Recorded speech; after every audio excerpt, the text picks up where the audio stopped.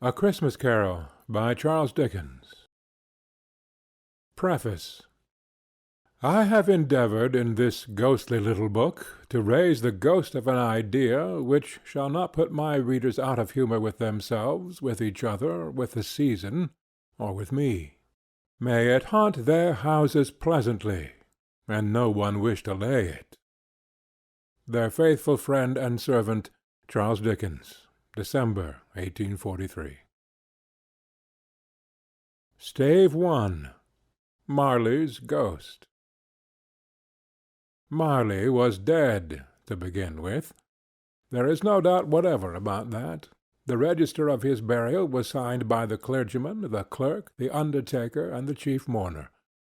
Scrooge signed it, and Scrooge's name was good upon change for anything he chose to put his hand to. Old Marley was as dead as a doornail. Mind, I don't mean to say that I know, of my own knowledge, what there is particularly dead about a doornail. I might have been inclined myself to regard a coffin-nail as the deadest piece of ironmongery in the trade. But the wisdom of our ancestors is in the simile, and my unhallowed hands shall not disturb it, or the country is done for. You will therefore permit me to repeat emphatically that Marley was as dead as a doornail. Scrooge knew he was dead? Of course he did. How could it be otherwise? Scrooge and he were partners for I don't know how many years. Scrooge was his sole executor, his sole administrator, his sole assign, his sole residuary legatee, his sole friend and sole mourner. And even Scrooge was not so dreadfully cut up by the sad event but that he was an excellent man of business on the very day of the funeral, and solemnized it with an undoubted bargain. The mention of Marley's funeral brings me back to the point I started from. There is no doubt that Marley was dead. This must be distinctly understood, or nothing wonderful can come of the story I am going to relate.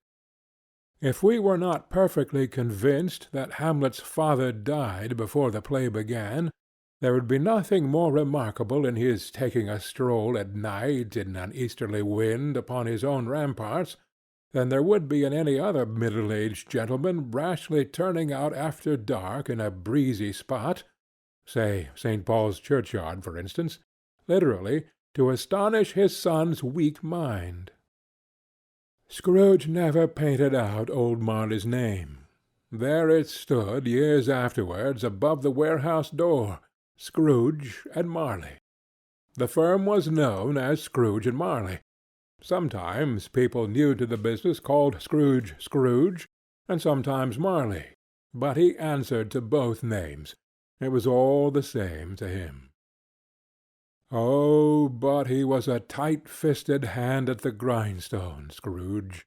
A squeezing, wrenching, grasping, scraping, clutching, covetous old sinner, hard and sharp as flint, from which no steel had ever struck out generous fire, secret and self-contained and solitary as an oyster.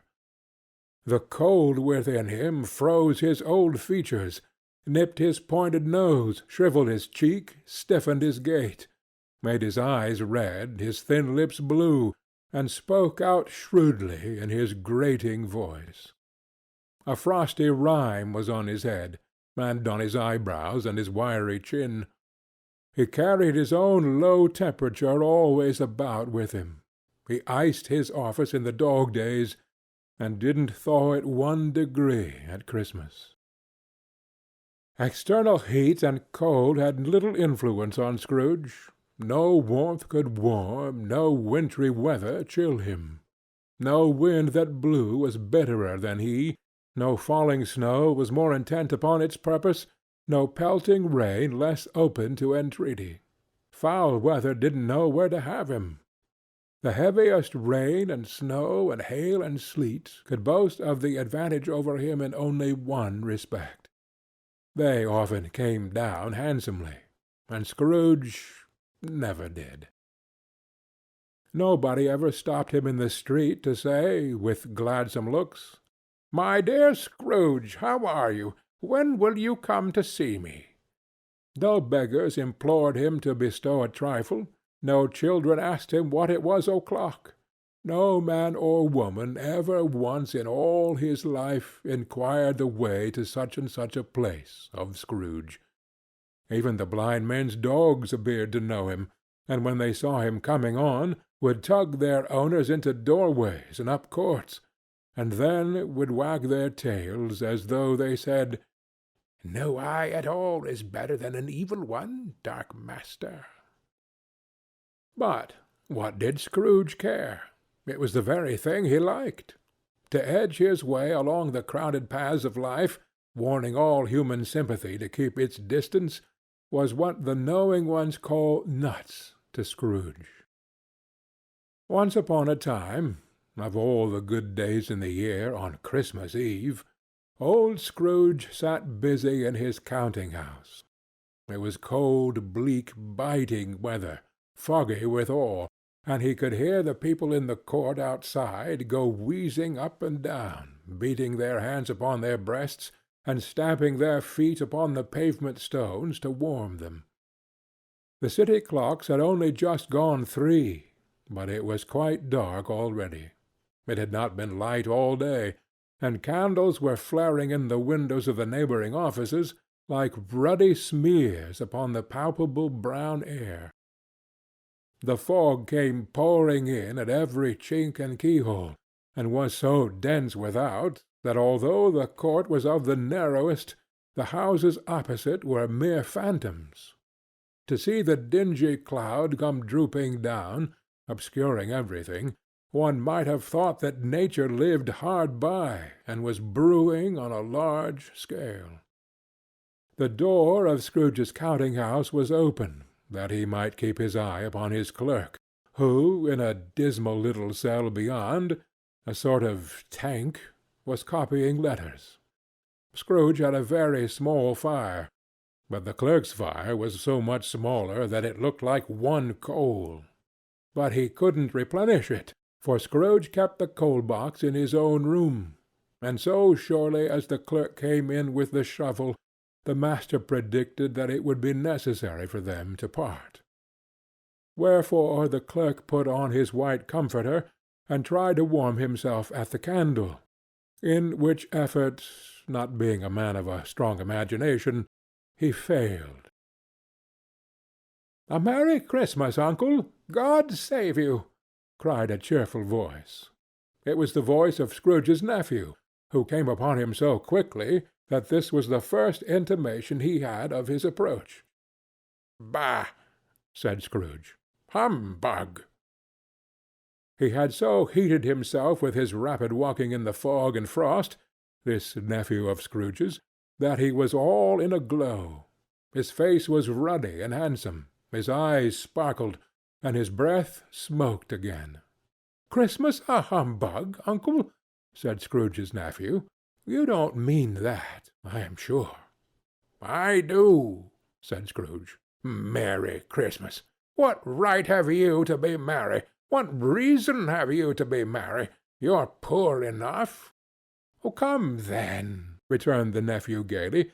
"What right have you to be dismal? What reason have you to be morose? You're rich enough." Scrooge, having no better answer ready on the spur of the moment, said, "Bah!" again, and followed it up with "Humbug!" "Don't be cross, uncle," said the nephew. "Oh, what else can I be?" returned the uncle, "when I live in such a world of fools as this? Merry Christmas! Out upon Merry Christmas! What's Christmas time to you but a time for paying bills without money, a time for finding yourself a year older but not an hour richer, a time for balancing your books and having every item in 'em through a round dozen of months presented dead against you? If I could work my will," said Scrooge indignantly, "every idiot who goes about with 'Merry Christmas' on his lips should be boiled with his own pudding, and buried with a stake of holly through his heart. He should." "Uncle!" pleaded the nephew.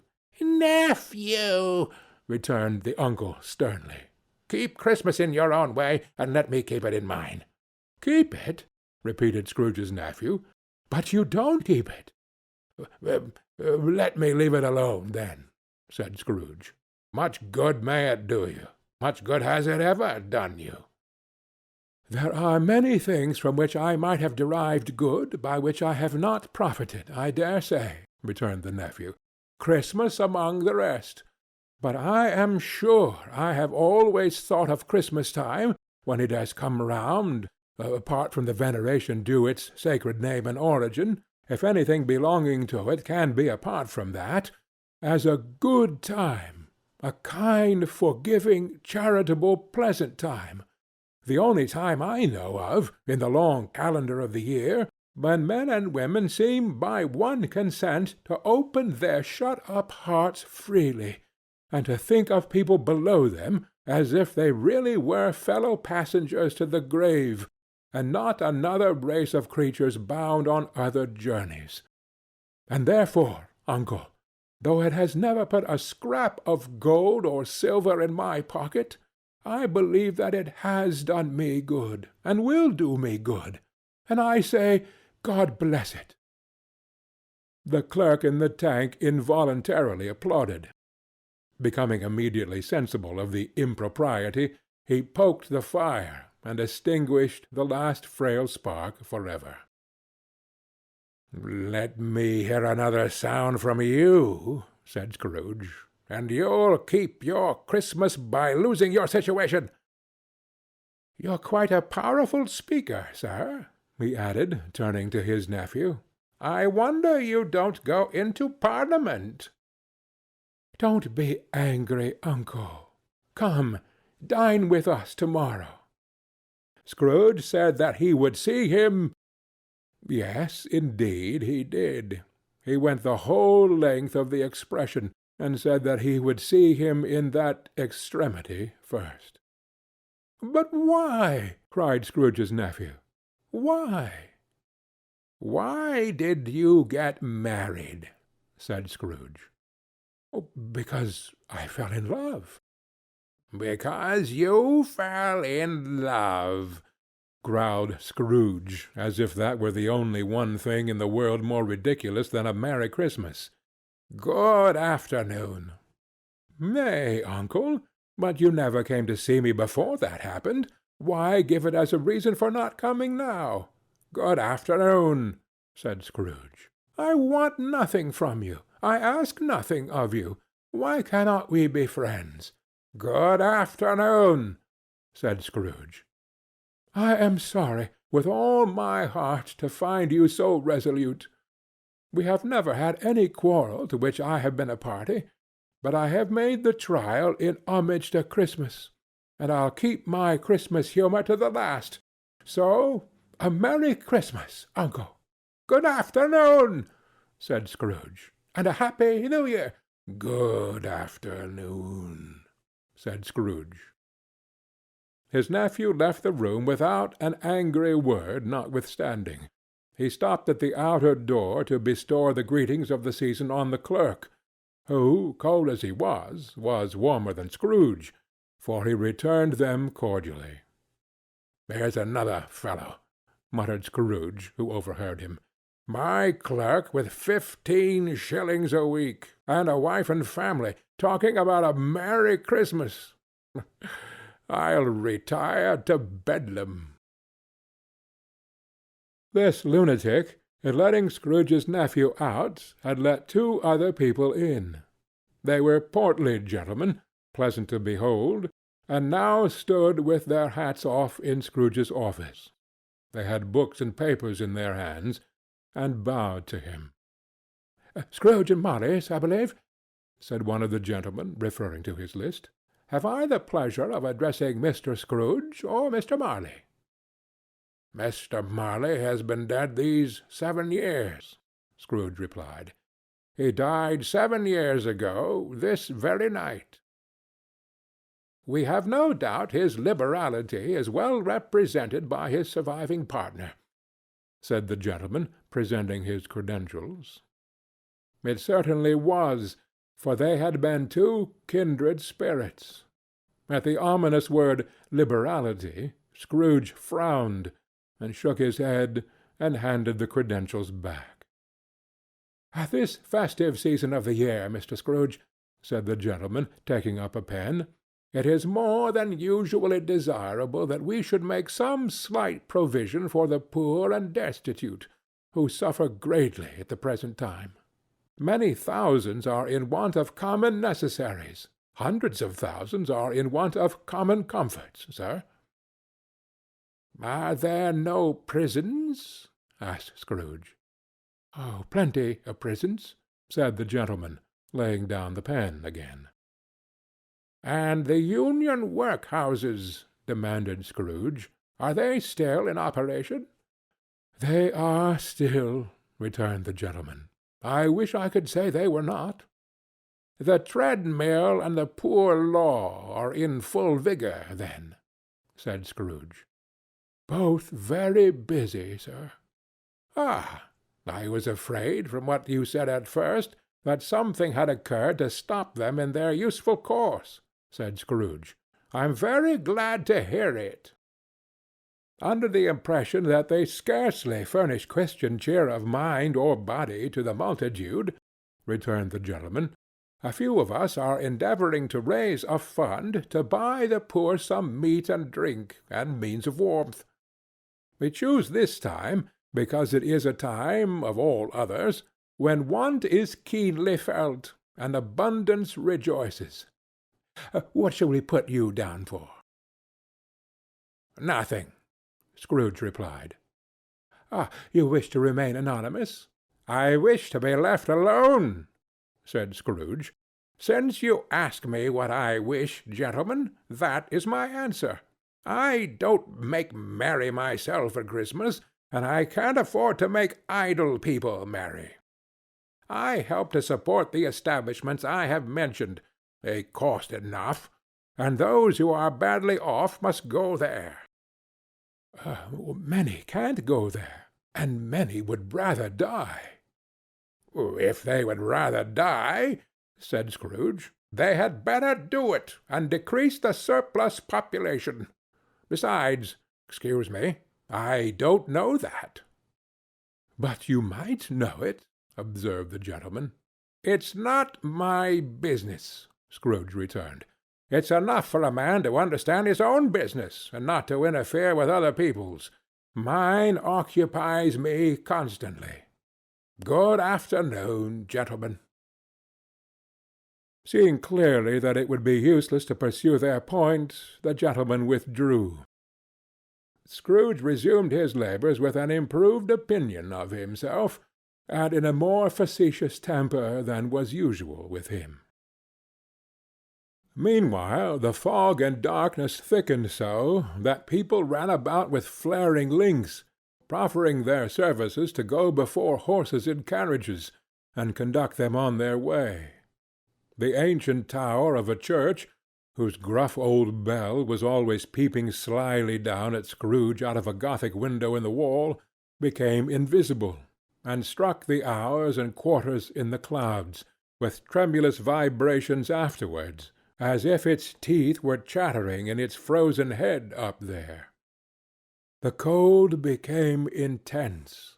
In the main street, at the corner of the court, some labourers were repairing the gas-pipes, and had lighted a great fire in a brazier, round which a party of ragged men and boys were gathered, warming their hands and winking their eyes before the blaze in rapture.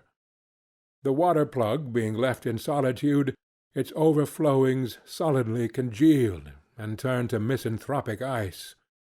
The brightness of the shops, where holly sprigs and berries crackled in the lamp heat of the windows, made pale faces ruddy as they passed. Poulterers' and grocers' trades became a splendid joke, a glorious pageant with which it was next to impossible to believe that such dull principles as bargain and sale had anything to do.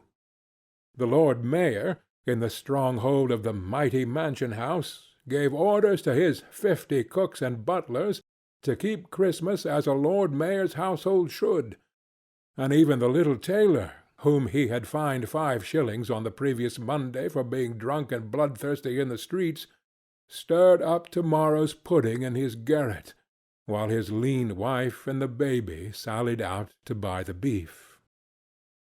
Foggier yet and colder, piercing, searching, biting cold.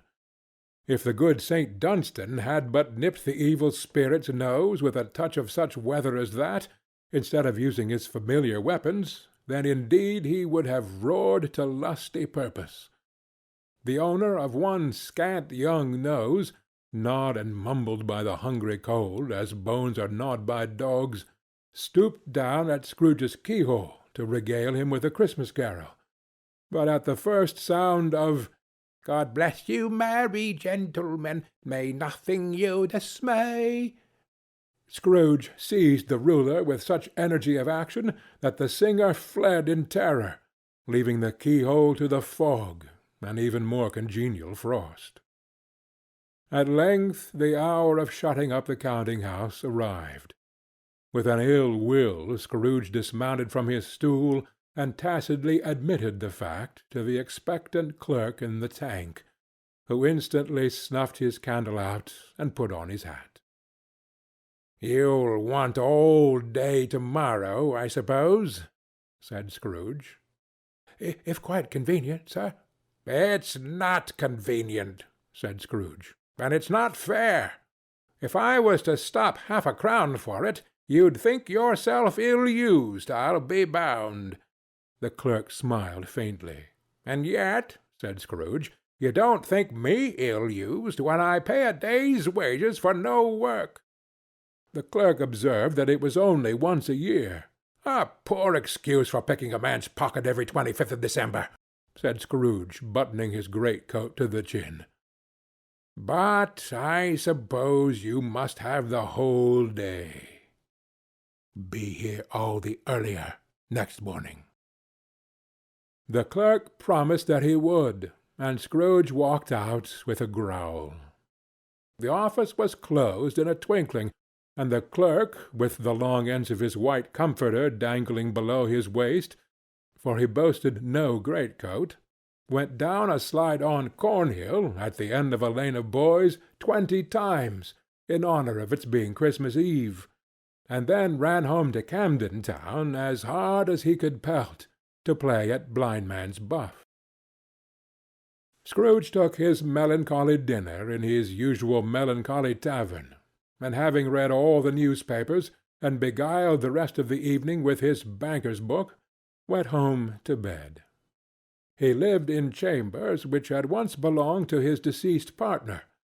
They were a gloomy suite of rooms in a lowering pile of building up a yard, where it had so little business to be, that one could scarcely help fancying it must have run there when it was a young house, playing at hide-and-seek with other houses, and forgotten the way out again. It was old enough now, and dreary enough, for nobody lived in it but Scrooge, the other rooms being all let out as offices. The yard was so dark that even Scrooge, who knew its every stone, was fain to grope with his hands. The fog and frost so hung about the black old gateway of the house that it seemed as if the genius of the weather sat in mournful meditation on the threshold. Now it is a fact that there was nothing at all particular about the knocker on the door, except that it was very large. It was also a fact that Scrooge had seen it night and morning during his whole residence in that place. Also that Scrooge had as little of what is called fancy about him as any man in the city of London, even including, which is a bold word, the corporation, aldermen, and livery. Let it also be borne in mind that Scrooge had not bestowed one thought on Marley since his last mention of his 7 years dead partner that afternoon. And then let any man explain to me, if he can, how it happened that Scrooge, having his key in the lock of the door, saw in the knocker, without its undergoing any intermediate process of change, not a knocker, but Marley's face. Marley's face, It was not in impenetrable shadow, as the other objects in the yard were, but had a dismal light about it, like a bad lobster in a dark cellar. It was not angry or ferocious, but looked at Scrooge as Marley used to look, with ghostly spectacles turned up on his ghostly forehead. The hair was curiously stirred, as if by breath or hot air, and though the eyes were wide open, they were perfectly motionless. That and its livid colour made it horrible, but its horror seemed to be in spite of the face and beyond its control, rather than a part of its own expression. As Scrooge looked fixedly at this phenomenon, it was a knocker again. To say that he was not startled, or that his blood was not conscious of a terrible sensation to which it had been a stranger from infancy, would be untrue. But he put his hand upon the key he had relinquished, turned it sturdily, walked in, and lighted his candle. He did pause, with a moment's irresolution, before he shut the door, and he did look cautiously behind it first, as if he half expected to be terrified with the sight of Marley's pigtail sticking out into the hall. But there was nothing on the back of the door except the screws and nuts that held the knocker on. So he said, "Pooh, pooh," and closed it with a bang.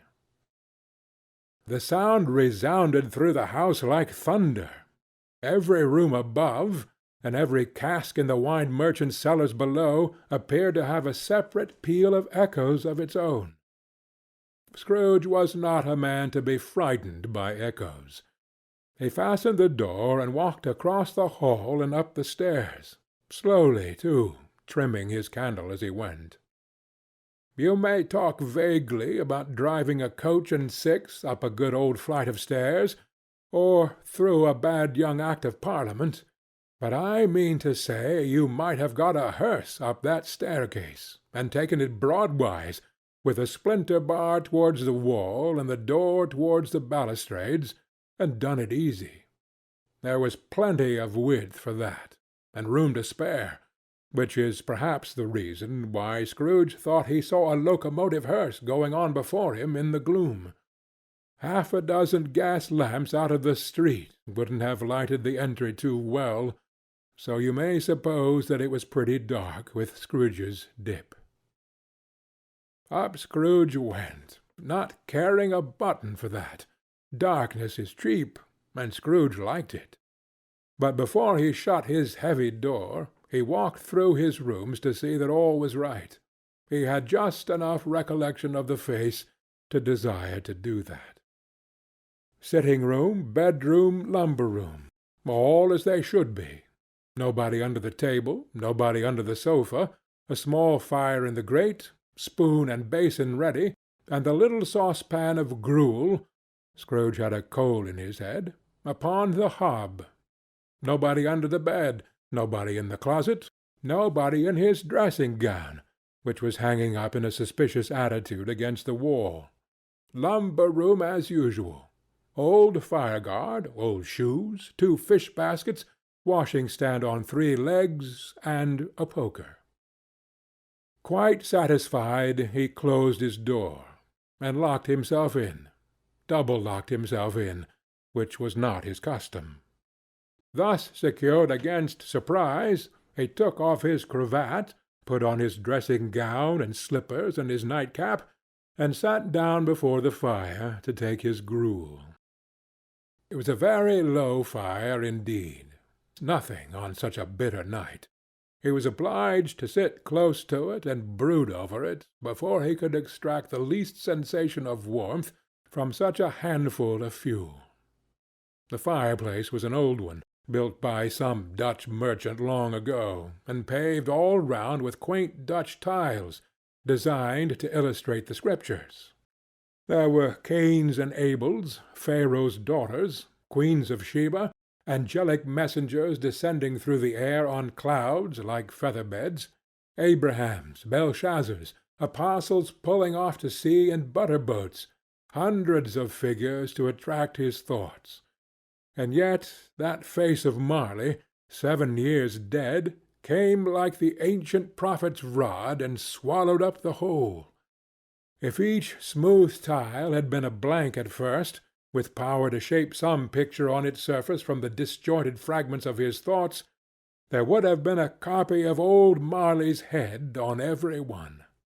"Humbug!" said Scrooge, and walked across the room. After several turns he sat down again. As he threw his head back in the chair, his glance happened to rest upon a bell, a disused bell that hung in the room and communicated for some purpose now forgotten with a chamber in the highest story of the building. It was with great astonishment, and with a strange inexplicable dread, that as he looked he saw this bell begin to swing. It swung so softly in the outset that it scarcely made a sound, but soon it rang out loudly, and so did every bell in the house. This might have lasted half a minute or a minute, but it seemed an hour. The bells ceased as they had begun, together. They were succeeded by a clanking noise, deep down below, as if some person were dragging a heavy chain over the casks in the wine merchant's cellar. Scrooge then remembered to have heard that ghosts in haunted houses were described as dragging chains. The cellar door flew open with a booming sound, and then he heard the noise much louder on the floors below, then coming up the stairs, then coming straight towards his door. "Ah, it's humbug still," said Scrooge. "I won't believe it." His colour changed, though, when, without a pause, it came on through the heavy door, and passed into the room before his eyes. Upon its coming in, the dying flame leaped up, as though it cried, "I know him! Marley's ghost!" and fell again. The same face, the very same. Marley in his pigtail, usual waistcoat, tights and boots, the tassels on the latter bristling, like his pigtail in his coat-skirts, and the hair upon his head. The chain he drew was clasped about his middle. It was long, and wound about him like a tail, and it was made, for Scrooge observed it closely, of cash-boxes, keys, padlocks, ledgers, deeds, and heavy purses, wrought in steel.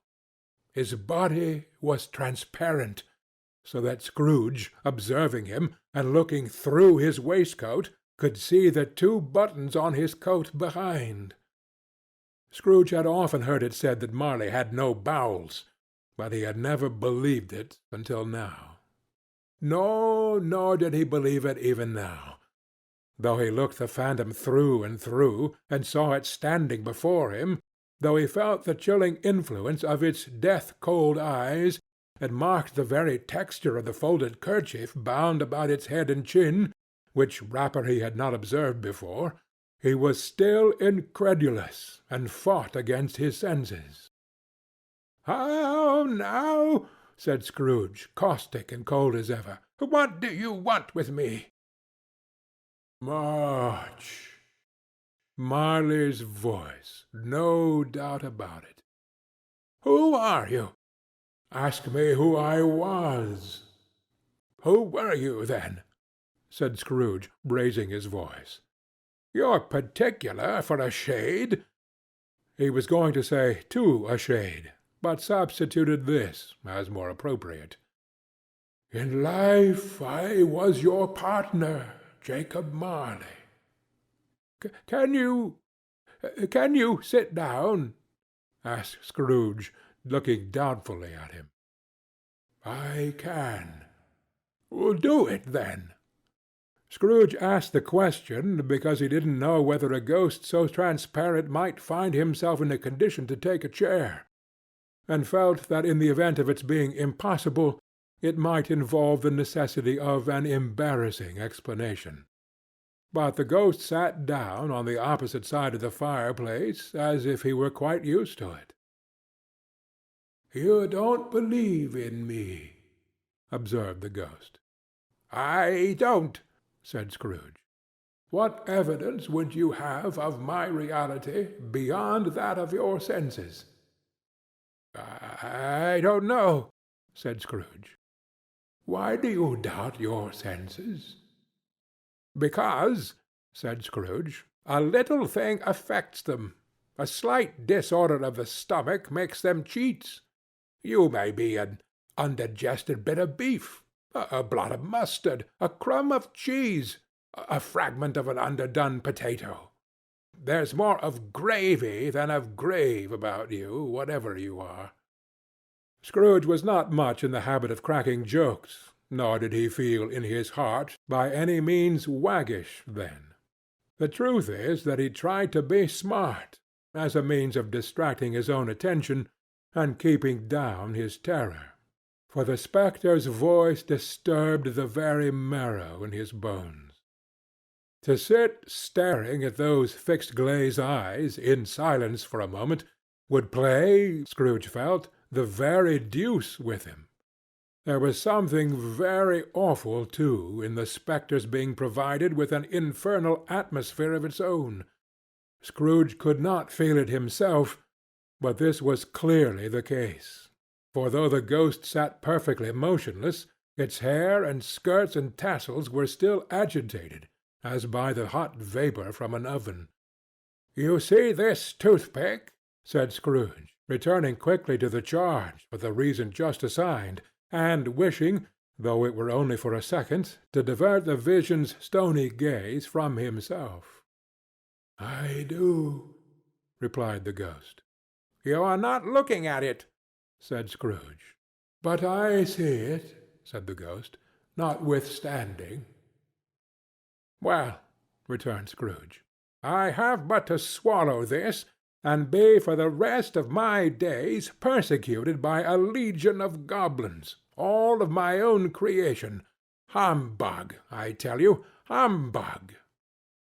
At this the spirit raised a frightful cry, and shook its chain with such a dismal and appalling noise that Scrooge held on tight to his chair to save himself from falling in a swoon. But how much greater was his horror when the phantom, taking off the bandage round its head, as if it were too warm to wear indoors, its lower jaw dropped down upon its breast. Scrooge fell upon his knees, and clasped his hands before his face. "Mercy!" he said. "Dreadful apparition! Why do you trouble me?" "Man of the worldly mind," replied the ghost, "do you believe in me or not?" "I do," said Scrooge. "I must. But why do spirits walk the earth? And why do they come to me?" "It is required of every man," the ghost returned, "that the spirit within him should walk abroad among his fellow men, and travel far and wide. And if that spirit goes not forth in life, it is condemned to do so after death. It is doomed to wander through the world. Woe is me! And witness what it cannot share, but might have shared on earth and turned to happiness." Again the spectre raised a cry, and shook its chain, and wrung its shadowy hands. "You are fettered," said Scrooge, trembling. "Tell me why." "I wear the chain I forged in life," replied the ghost. "I made it, link by link and yard by yard. I girded it on of my own free will, and of my own free will I wore it. Is its pattern strange to you?" Scrooge trembled more and more. "Or would you know," pursued the ghost, "the weight and length of the strong coil you bear yourself? It was full as heavy and long as this 7 Christmas Eves ago. You have labored on it since. It is a ponderous chain." Scrooge glanced about him on the floor, in the expectation of finding himself surrounded by some 50 or 60 fathoms of iron cable, but he could see nothing. "Jacob," he said, imploringly, "old Jacob Marley, tell me more. Speak comfort to me, Jacob." "I have none to give," the ghost replied. "It comes from other regions, Ebenezer Scrooge, and is conveyed by other ministers to other kinds of men. Nor can I tell you what I would. A very little more is permitted to me. I cannot rest, I cannot stay, I cannot linger anywhere. My spirit never walked beyond our counting-house. Mark me. In life my spirit never roved beyond the narrow limits of our money-changing hole, and weary journeys lie before me." It was a habit with Scrooge, whenever he became thoughtful, to put his hands in his breeches pockets. Pondering on what the ghost had said, he did so now, but without lifting up his eyes or getting off his knees. "You must have been very slow about it, Jacob," Scrooge observed, in a business-like manner, though with humility and deference. "Slow?" the ghost repeated. "7 years dead," mused Scrooge, "and travelling all the time." "The whole time," said the ghost. "No rest, no peace, incessant torture of remorse." "You travel fast?" said Scrooge. "On the wings of the wind," replied the ghost. "You might have got over a great quantity of ground in 7 years," said Scrooge. The ghost, on hearing this, set up another cry, and clanked its chain so hideously in the dead silence of the night that the ward would have been justified in indicting it for a nuisance. "Oh, captive, bound, and double-ironed," cried the phantom, "not to know that ages of incessant labor by immortal creatures for this earth must pass into eternity, for the good of which it is susceptible is all developed. Not to know that any Christian spirit working kindly in its little sphere, whatever it may be, will find its mortal life too short for its vast means of usefulness. Not to know that no space of regret can make amends for one life's opportunity misused. Yet such was I. Oh, such was I." "But you were always a good man of business, Jacob," faltered Scrooge, who now began to apply this to himself. "Business!" cried the ghost, wringing its hands again. "Mankind was my business. The common welfare was my business.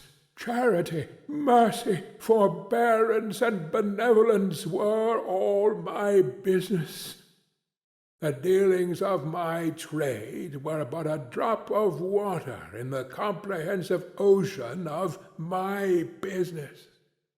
It held up its chain at arm's length, as if that were the cause of all its unavailing grief, and flung it heavily upon the ground again. "At this time of the rolling year," the spectre said, "I suffer most. Why did I walk through the crowds of fellow beings with my eyes turned down, and never raise them to that blessed star which led the wise men to a poor abode? Were there no poor homes to which its light would have conducted me?" Scrooge was very dismayed to hear the spectre go on at this rate, and began to quake exceedingly. "Hear me," cried the ghost. "My time is nearly gone." I will," said Scrooge. "But don't be hard upon me. Don't be flowery, Jacob. Pray, how it is that I appear before you in a shape that you can see, I may not tell. I have sat invisible beside you many and many a day." It was not an agreeable idea. Scrooge shivered, and wiped the perspiration from his brow. "That is no light part of my penance," pursued the ghost. "I am here to-night to warn you that you have yet a chance and hope of escaping my fate. A chance and hope of my procuring, Ebenezer." "You were always a good friend to me," said Scrooge. "Thank ye." "You will be haunted," resumed the ghost, "by 3 spirits." Scrooge's countenance fell, almost as low as the ghost's had done. "Is that the chance and hope you mentioned, Jacob?" he demanded, in a faltering voice. "It is." I think I'd rather not," said Scrooge. "Without their visits," said the ghost, "you cannot hope to shun the path I tread. Expect the first to-morrow, when the bell tolls 1. "Couldn't I take them all at once, and have it over, Jacob?" hinted Scrooge. "Expect the second on the next night, at the same hour. The third upon the next night, when the last stroke of 12 has ceased to vibrate. Look to see me no more, and look that for your own sake you remember what has passed between us." When it had said these words, the spectre took its wrapper from the table, and bound it round its head as before. Scrooge knew this, by the smart sound its teeth made, when the jaws were brought together by the bandage. He ventured to raise his eyes again, and found his supernatural visitor confronting him in an erect attitude, with its chain wound over and about its arm. The apparition walked backward from him, and at every step it took the window raised itself a little, so that when the spectre reached it, it was wide open. It beckoned Scrooge to approach, which he did. When they were within 2 paces of each other, Marley's ghost held up its hand, warning him to come no nearer. Scrooge stopped, not so much in obedience as in surprise and fear, for on the raising of the hand he became sensible of confused noises in the air, incoherent sounds of lamentation and regret, wailing inexpressibly sorrowful and self-accusatory. The spectre, after listening for a moment, joined in the mournful dirge, and floated out upon the bleak, dark night. Scrooge followed to the window, desperate in his curiosity. He looked out. The air was filled with phantoms, wandering hither and thither in restless haste, and moaning as they went. Every one of them wore chains like Marley's ghost. Some few, they might be guilty governments, were linked together. None were free. Many had been personally known to Scrooge in their lives. He had been quite familiar with one old ghost, in a white waistcoat, with a monstrous iron safe attached to his ankle, who cried piteously at being unable to assist a wretched woman with an infant, whom it saw below upon a doorstep. The misery with them all was, clearly, that they sought to interfere for good in human matters, and had lost the power forever. Whether these creatures faded into mist, or mist enshrouded them, he could not tell. But they and their spirit voices faded together, and the night became as it had been when he walked home. Scrooge closed the window, and examined the door by which the ghost had entered. It was double-locked, as he had locked it with his own hands, and the bolts were undisturbed. He tried to say "Humbug," but stopped at the first syllable. and being, from the emotion he had undergone, or the fatigues of the day, or his glimpse of the invisible world, or the dull conversation of the ghost, or the lateness of the hour, much need of repose, went straight to bed without undressing, and fell asleep upon the instant. Stave 2. The first of the three spirits. When Scrooge awoke, it was so dark that, looking out of bed, he could scarcely distinguish the transparent window from the opaque walls of his chamber. He was endeavouring to pierce the darkness with his ferret eyes, when the chimes of a neighbouring church struck the 4 quarters. So he listened for the hour. To his great astonishment, the heavy bell went on from 6 to 7, and from 7 to 8, and regularly up to 12, then stopped. 12! It was past 2 when he went to bed. The clock was wrong. An icicle must have got into the works. 12. He touched the spring of his repeater to correct this most preposterous clock. Its rapid little pulse beat 12, and stopped. "Why, it isn't possible," said Scrooge, "that I can have slept through a whole day and far into another night.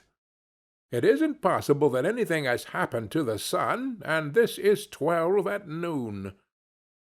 The idea being an alarming one, he scrambled out of bed and groped his way to the window.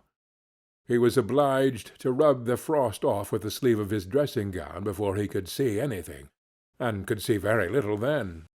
All he could make out was that it was still very foggy and extremely cold, and that there was no noise of people running to and fro and making a great stir, as there unquestionably would have been if night had beaten off bright day and taken possession of the world.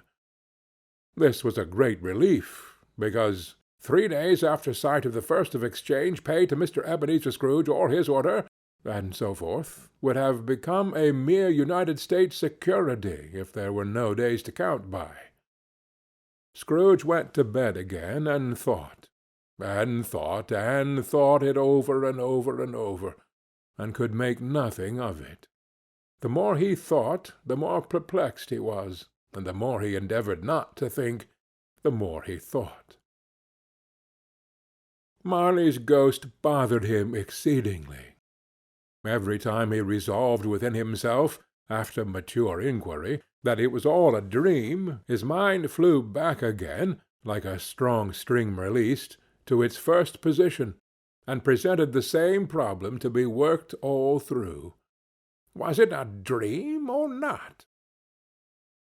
Scrooge lay in this state until the chime had gone 3 quarters more, when he remembered, on a sudden, that the ghost had warned him of a visitation when the bell tolled 1. He resolved to lie awake until the hour was past, and, considering that he could no more go to sleep than go to heaven, this was perhaps the wisest resolution in his power. The quarter was so long that he was more than once convinced he must have sunk into a doze unconsciously and missed the clock. At length it broke upon his listening ear. Ding-dong! 1/4 past, said Scrooge, counting. Ding-dong! 1/2 past, said Scrooge. Ding-dong! 1/4 to it, said Scrooge. Ding-dong! The hour itself, said Scrooge triumphantly, and nothing else. He spoke before the hour bell sounded, which it now did with a deep, dull, hollow, melancholy 1. Light flashed up in the room upon the instant, and the curtains of his bed were drawn. The curtains of his bed were drawn aside, I tell you, by a hand. Not the curtains at his feet, nor the curtains at his back, but those to which his face was addressed. The curtains of his bed were drawn aside, and Scrooge, starting up into a half-recumbent attitude, found himself face to face with the unearthly visitor who drew them. As close to it as I am now to you, and I am standing in the spirit at your elbow.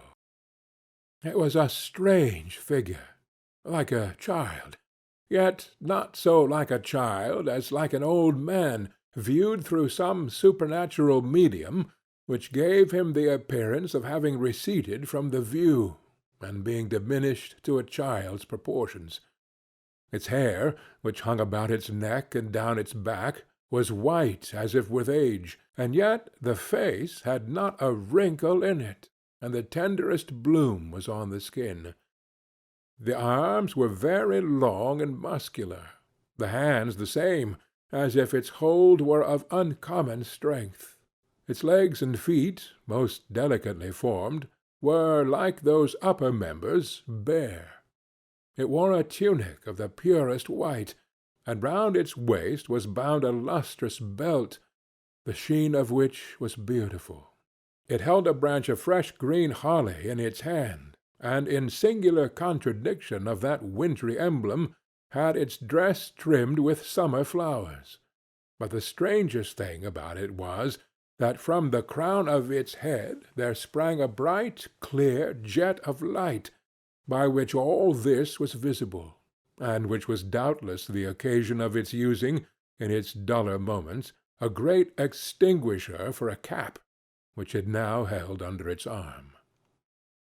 Even this, though, when Scrooge looked at it with increasing steadiness, was not its strangest quality, for as its belt sparkled and glittered now in one part and now in another, and what was light one instant another time was dark, so the figure itself fluctuated in its distinctness, being now a thing with one arm, and now with one leg, now with 20 legs, now a pair of legs without a head, now a head without a body, of which dissolving parts no outline would be visible in the dense gloom wherein they melted away.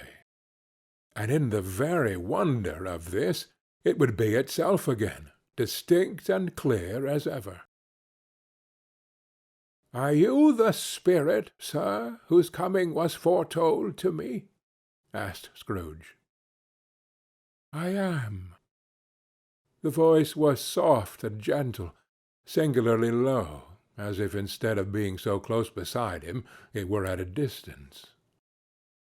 "Who and what are you?" Scrooge demanded. "I am the ghost of Christmas past." "Long past?" inquired Scrooge, observant of its dwarfish stature. "No, your past." Perhaps Scrooge could not have told anybody why, if anybody could have asked him, but he had a special desire to see the spirit in his cap, and begged him to be covered. "What!" exclaimed the ghost. "Would you so soon put out with worldly hands the light I give? Is it not enough that you are one of those whose passions made this cap, and force me through whole trains of years to wear it low upon my brow?" Scrooge reverently disclaimed all intention to offend, or any knowledge of having wilfully bonneted the spirit at any period of his life. He then made bold to inquire what business brought him there. "Your welfare," said the ghost. Scrooge expressed himself much obliged, but could not help thinking that a night of unbroken rest would have been more conducive to that end. The spirit must have heard him thinking, for it said immediately, "Your reclamation, then. Take heed." It put out its strong hand as it spoke, and clasped him gently by the arm. "Rise, and walk with me." It would have been in vain for Scrooge to plead that the weather and the hour were not adapted to pedestrian purposes, that bed was warm, and the thermometer a long way below freezing, that he was clad but lightly in his slippers, dressing-gown, and nightcap, and that he had a cold upon him at the time. The grasp, though gentle as a woman's hand, was not to be resisted. He rose, but finding that the spirit made towards the window, clasped his robe in supplication. "I am a mortal," Scrooge remonstrated, "and liable to fall." "Bear but a touch of my hand, there," said the spirit, laying it upon his heart, "and you shall be upheld in more than this." As the words were spoken, they passed through the wall, and stood upon an open country road, with fields on either hand. The city had entirely vanished. Not a vestige of it was to be seen. The darkness and the mist had vanished with it, for it was a clear, cold winter day, with snow upon the ground. "Good heaven!" said Scrooge, clasping his hands together as he looked about him. "I was bred in this place. I was a boy here." The spirit gazed upon him mildly. Its gentle touch, though it had been light and instantaneous, appeared still present to the old man's sense of feeling. He was conscious of 1,000 odors floating in the air, each one connected with 1,000 thoughts and hopes and joys and cares long, long forgotten. "Your lip is trembling," said the ghost. "And what is that upon your cheek?" Scrooge muttered, with an unusual catching in his voice, that it was a pimple, and begged the ghost to lead him where he would. "You recollect the way?" inquired the spirit. "Remember it!" cried Scrooge with fervor. "I could walk it blindfold." "Strange to have forgotten it for so many years," observed the ghost. "Let us go on." They walked along the road, Scrooge recognizing every gate and post and tree, until a little market town appeared in the distance, with its bridge, its church, and winding river. Some shaggy ponies now were seen trotting towards them with boys upon their backs, who called to other boys in country gigs and carts, driven by farmers. All these boys were in great spirits, and shouted to each other, until the broad fields were so full of merry music that the crisp air laughed to hear it. "These are but shadows of the things that have been," said the ghost. "They have no consciousness of us." The jocund travellers came on, and as they came, Scrooge knew and named them, every one. Why was he rejoiced beyond all bounds to see them? Why did his cold eye glisten, and his heart leap up as they went past? Why was he filled with gladness when he heard them give each other Merry Christmas, as they parted at crossroads and byways for their several homes? What was Merry Christmas to Scrooge? Out upon Merry Christmas! What good had it ever done to him? "The school is not quite deserted," said the ghost. "A solitary child, neglected by his friends, is left there still." Scrooge said he knew it, and he sobbed. They left the high road by a well-remembered lane, and soon approached a mansion of dull red brick, with a little weathercock-surmounted cupola on the roof, and a bell hanging in it. It was a large house, but one of broken fortunes, for the spacious offices were little used, their walls were damp and mossy, their windows broken, and their gates decayed. Fowls clucked and strutted in the stables, and the coach-houses and sheds were overrun with grass. Nor was it more retentive of its ancient state within, for entering the dreary hall and glancing through the open doors of many rooms, they found them poorly furnished, cold, and vast. There was an earthly savour in the air, a chilly bareness in the place, which associated itself somehow with too much getting up by candlelight, and not too much to eat. They went, the ghost and Scrooge, across the hall to a door at the back of the house. It opened before them, and disclosed a long, bare, melancholy room, made barer still by lines of plain deal forms and desks. At one of these a lonely boy was reading near a feeble fire, and Scrooge sat down upon a form and wept to see his poor forgotten self as he used to be. Not a latent echo in the house, not a squeak and scuffle from the mice behind the panelling, not a drip from the half-thawed waterspout in the dull yard behind, not a sigh among the leafless boughs of one despondent poplar, not of the idle swinging of an empty storehouse door, no, not a clicking in the fire, but fell upon the heart of Scrooge with a softening influence, gave it a freer passage to his tears. The spirit touched him on his arm, and pointed to his younger self, intent upon his reading. Suddenly a man in foreign garments, wonderfully real and distinct to look at, stood outside the window, with an axe stuck in his belt, and leading by the bridle an ass laden with wood. "Why, it's Ali Baba!" Scrooge exclaimed in ecstasy. "It's dear old honest Ali Baba! Yes, yes, I know.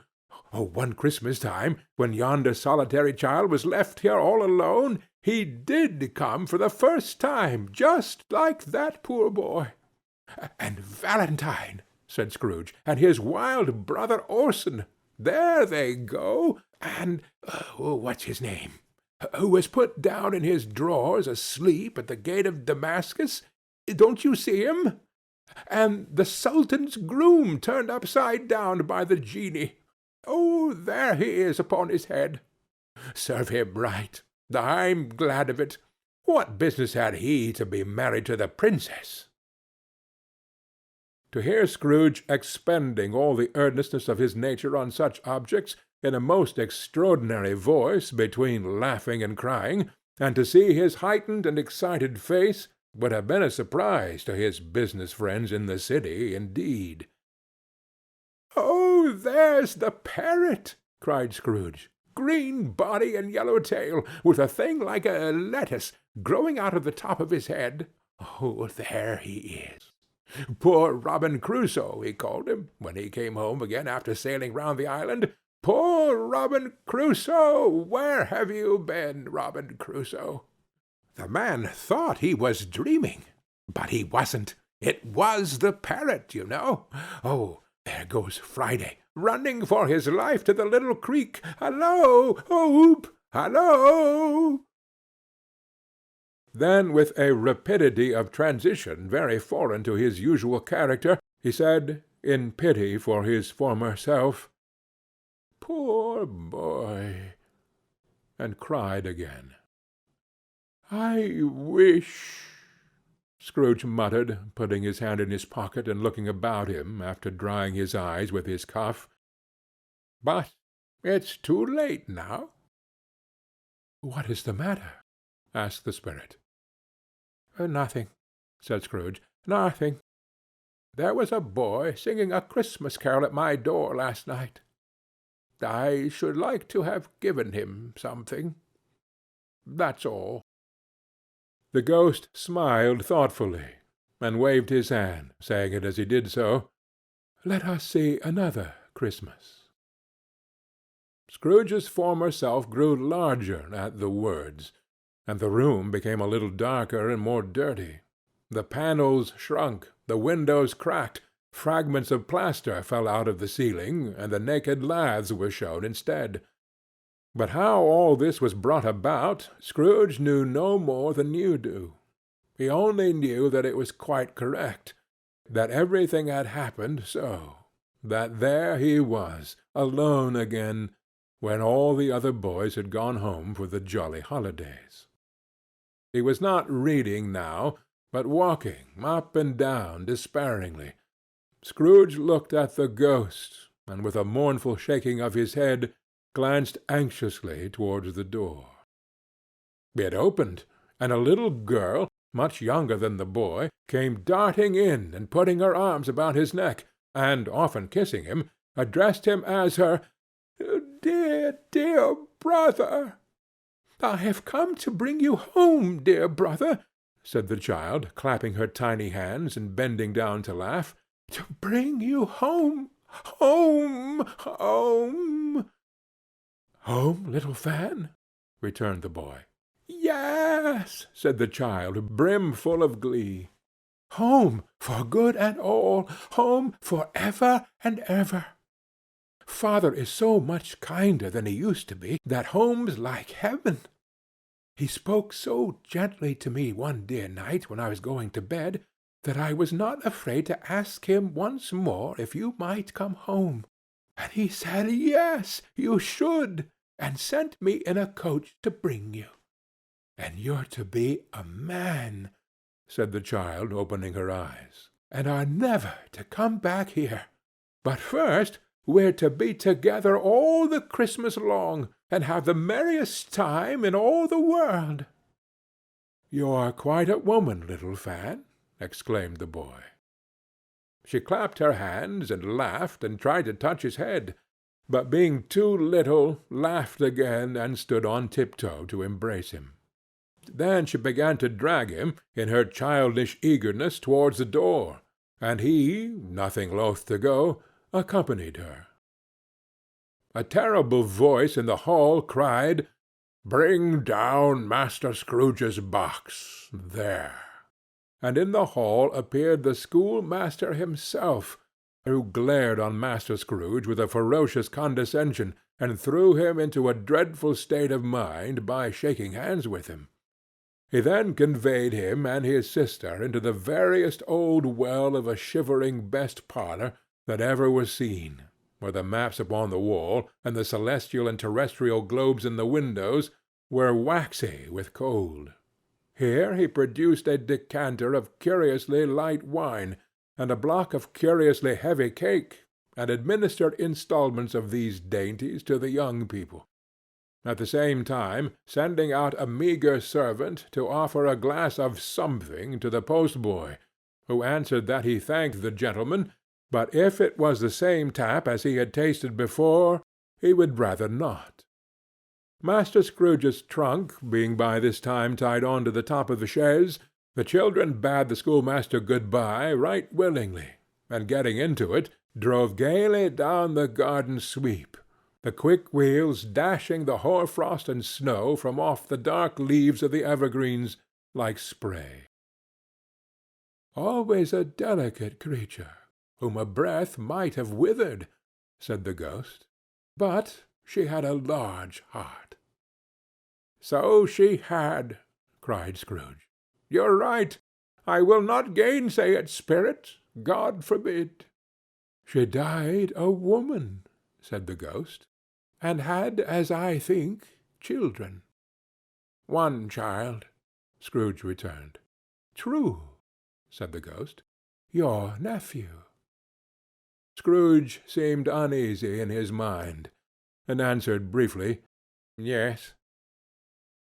Although they had but that moment left the school behind them, they were now in the busy thoroughfares of a city, where shadowy passengers passed and repassed, where shadowy carts and coaches battled for their way, and all the strife and tumult of a real city were. It was made plain enough by the dressing of the shops that here too it was Christmas time again, but it was evening, and the streets were lighted up. The ghost stopped at a certain warehouse door, and asked Scrooge if he knew it. "Know it?" said Scrooge. "Was I apprenticed here?" They went in. At sight of an old gentleman in a Welsh wig, sitting behind such a high desk that if he had been 2 inches taller he must have knocked his head against the ceiling, Scrooge cried in great excitement, "Why, it's old Fezziwig! Bless his heart, it's Fezziwig alive again!" Old Fezziwig laid down his pen and looked up at the clock, which pointed to the hour of 7.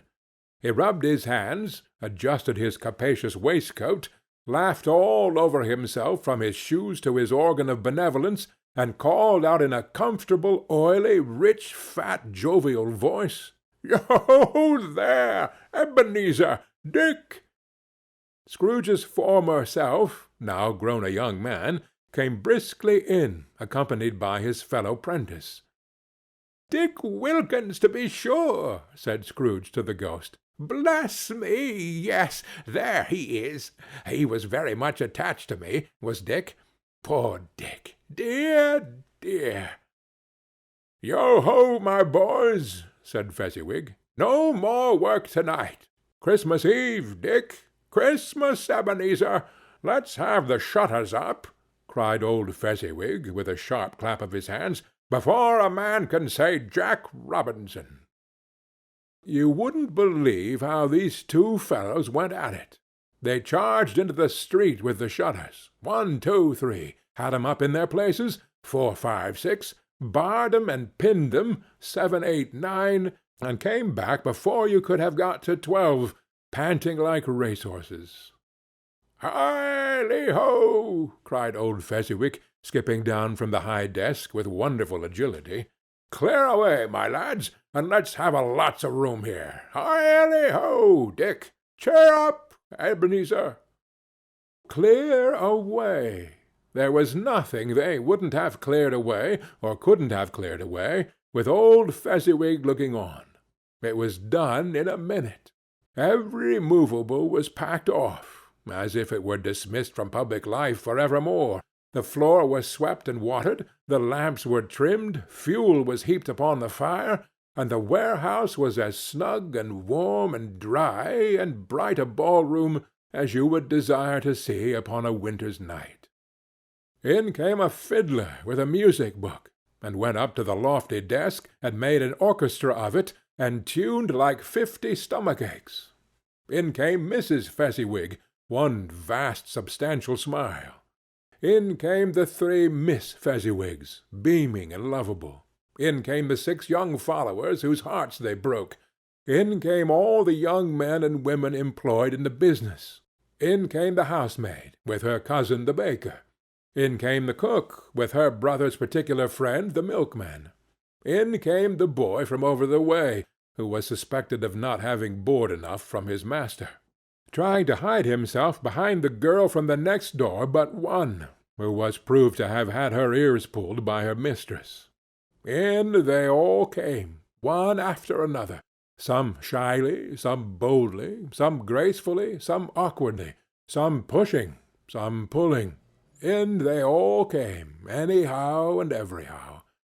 Away they all went, 20 couple at once, hands half round and back again the other way, down the middle and up again, round and round in various stages of affectionate grouping, old top couple always turning up in the wrong place, new top couple starting off again as soon as they got there, all top couples at last, and not a bottom one to help them. When this result was brought about, old Fezziwig, clapping his hands to stop the dance, cried out, "Well done!" and the fiddler plunged his hot face into a pot of porter, especially provided for that purpose.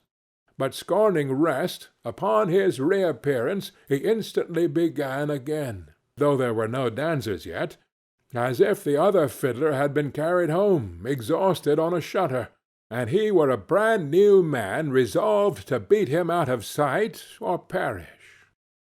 There were more dances, and there were forfeits, and more dances, and there was cake, and there was negus, and there was a great piece of cold roast, and there was a great piece of cold boiled, and there were minced pies, and plenty of beer. But the great effect of the evening came after the roast and boiled, when the fiddler, an artful dog mind, the sort of man who knew his business better than you or I could have told it him, struck up Sir Roger de Coverley. Then old Fezziwig stood out to dance with Mrs. Fezziwig, top couple too, with a good stiff piece of work cut out for them, 3 or 4 or 20 pair of partners, people who would dance, and had no notion of walking. But if they had been twice as many, 4 times, old Fezziwig would have been a match for them, and so would Mrs. Fezziwig. As to her, she was worthy to be his partner in every sense of the term. If that's not high praise, tell me higher, and I'll use it. A positive light appeared to issue from Fezziwig's calves. They shone in every part of the dance like moons. You couldn't have predicted, at any given time, what would have become of them next. And when old Fezziwig and Mrs. Fezziwig had gone all through the dance, advance and retire, both hands to your partner, bow and curtsy, corkscrew, thread the needle, and back again to your place, Fezziwig cut so deftly that he appeared to wink with his legs, and came upon his feet again without a stagger. When the clock struck 11, the domestic ball broke up. Mr. and Mrs. Fezziwig took their station, one on either side of the door, and shaking hands with every person individually as he or she went out, wished him or her a Merry Christmas. When everybody had retired but the two prentices, they did the same to them, and thus the cheerful voices died away, and the lads were left to their beds, which were under a counter in the back shop. During the whole of this time Scrooge had acted like a man out of his wits. His heart and soul were in the scene, and with his former self. He corroborated everything, remembered everything, enjoyed everything, and underwent the strangest agitation. It was not until now, when the bright faces of his former self and Dick were turned from them, that he remembered the ghost, and became conscious that it was looking full upon him, while the light upon its head burnt very clear. "A small matter," said the ghost, "to make these silly folks so full of gratitude." "Small!" echoed Scrooge. The spirit signed to him to listen to the two apprentices, who were pouring out their hearts in praise of Fezziwig, and when he had done so, said, "Why, is it not? He has spent but a few pounds of your mortal money. 3 or 4, perhaps. Is that so much that he deserves this praise?" "But isn't that," said Scrooge, heated by the remark, and speaking unconsciously like his former, not his latter, self, "and isn't that, spirit, he has the power to render us happy or unhappy, to make our service light or burdensome, a pleasure or a toil? Say that his power lies in words and looks, in things so slight and insignificant that it is impossible to add and count 'em up. What then? The happiness he gives is quite as great as if it cost a fortune." He felt the spirit's glance, and stopped. "What is the matter?"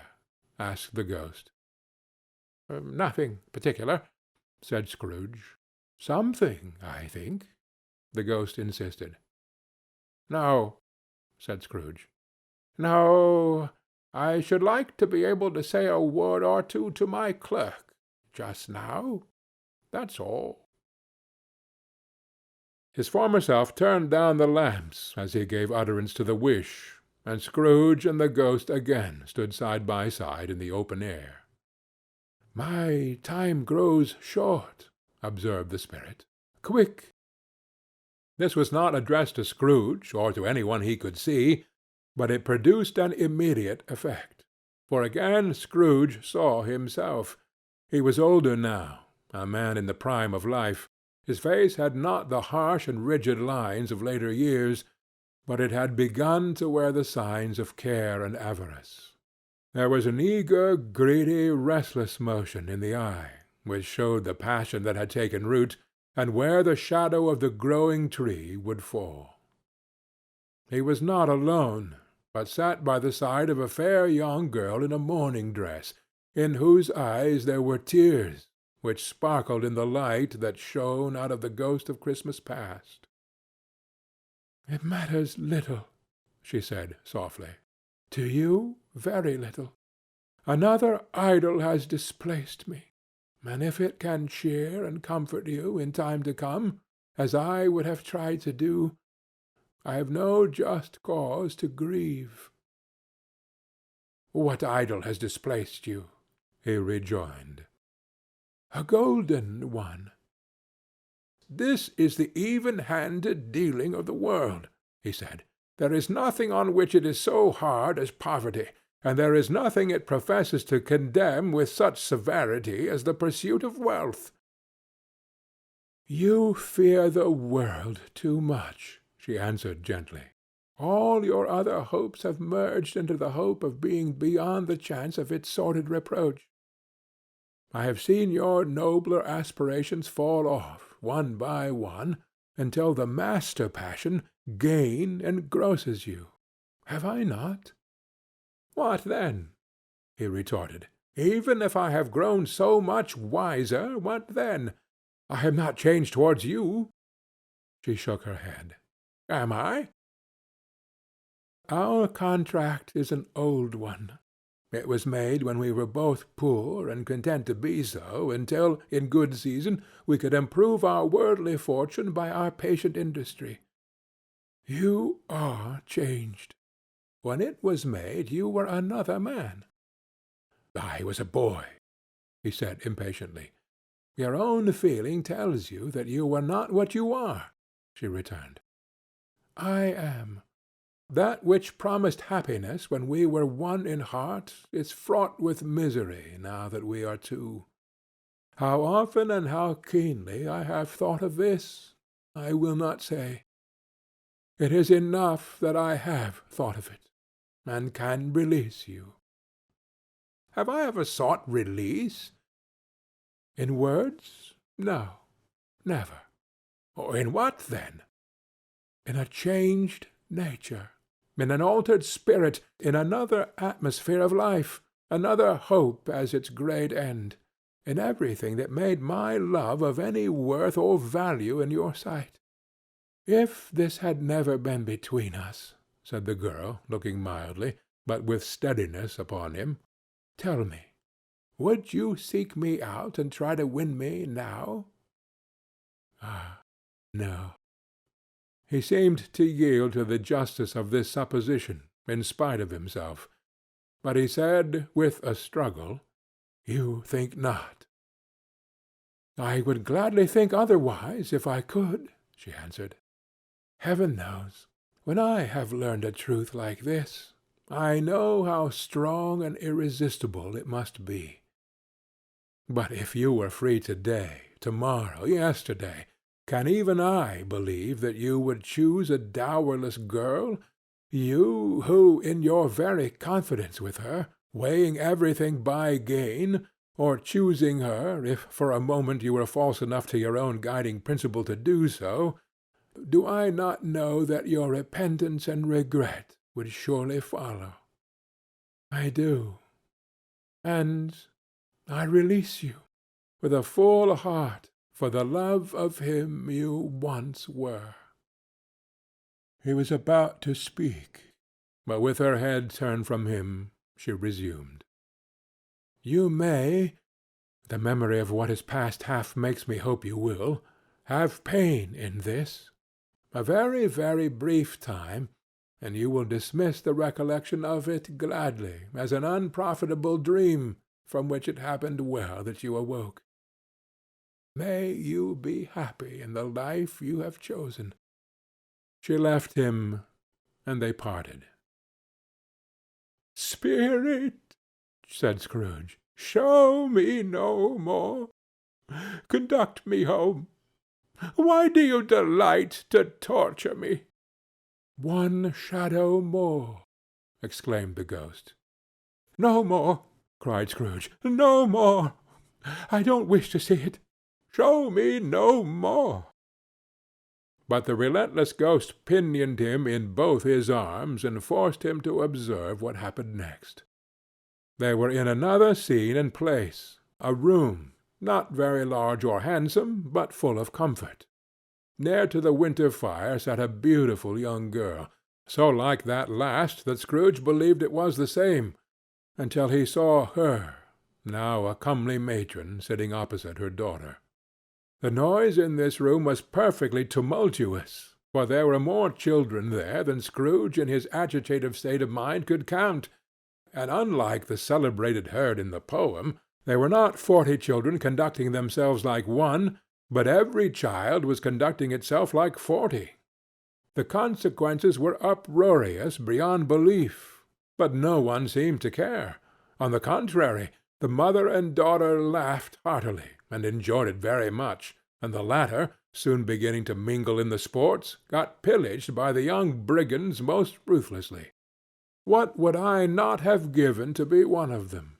Though I never could have been so rude. No, no. I wouldn't for the wealth of all the world have crushed that braided hair and torn it down, and for the precious little shoe I wouldn't have plucked it off, God bless my soul, to save my life.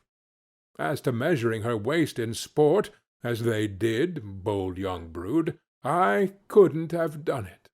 I should have expected my arm to have grown round it for a punishment, and never come straight again. And yet I should have dearly liked, I own, to have touched her lips, to have questioned her, that she might have opened them, to have looked upon the lashes of my downcast eyes, and never raised a blush, to have let loose waves of hair, an inch of which would be a keepsake beyond price. In short, I should have liked, I do confess, to have had the lightest license of a child, and yet to have been man enough to know its value. But now a knocking at the door was heard, and such a rush immediately ensued that with laughing face and plundered dress was borne towards it the centre of a flushed and boisterous group, just in time to greet the father, who came home attended by a man laden with Christmas toys and presents.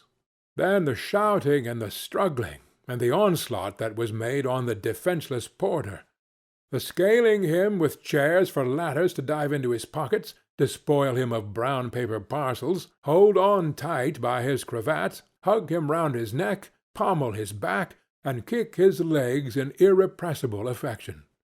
The shouts of wonder and delight with which the development of every package was received, the terrible announcement that the baby had been taken in the act of putting a doll's frying-pan into his mouth, and was more than suspected of having swallowed a fictitious turkey, glued on a wooden platter. The immense relief of finding this a false alarm. The joy and gratitude and ecstasy, they are all indescribable alike. It is enough that by degrees the children and their emotions got out of the parlor, and by one stair at a time, up to the top of the house, where they went to bed and so subsided. And now Scrooge looked on more attentively than ever, when the master of the house, having his daughter leaning fondly on him, sat down with her and her mother at his own fireside. And when he thought that such another creature, quite as graceful and as full of promise, might have called him father, and been a springtime in the haggard winter of his life, his sight grew very dim indeed. "Belle," said the husband, turning to his wife with a smile, "I saw an old friend of yours this afternoon." "Who was it?" "Guess." "Well, how can I? I don't know," she added in the same breath, laughing as he laughed.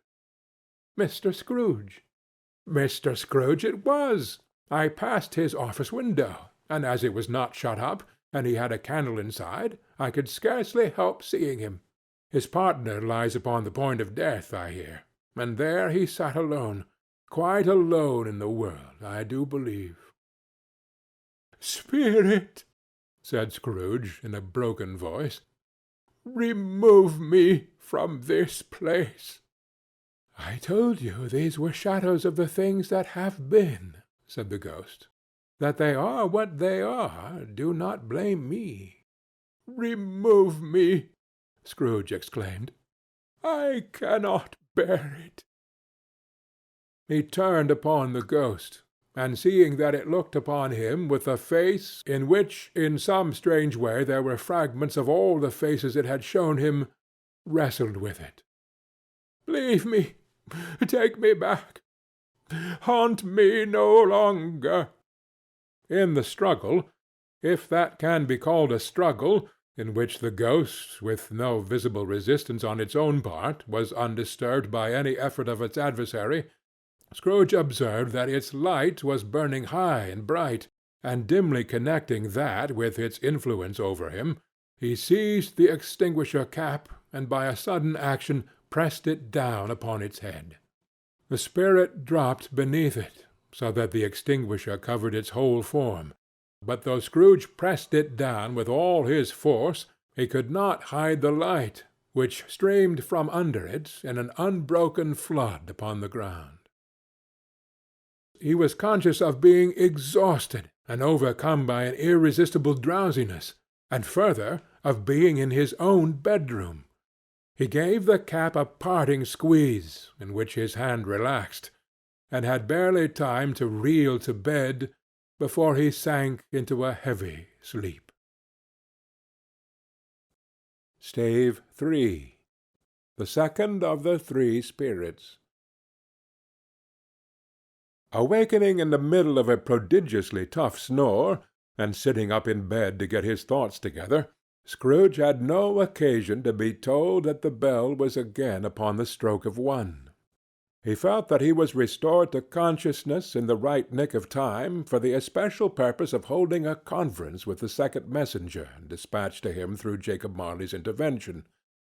But finding that he turned uncomfortably cold when he began to wonder which of his curtains this new spectre would draw back, he put them every one aside with his own hands, and lying down again established a sharp lookout all round the bed.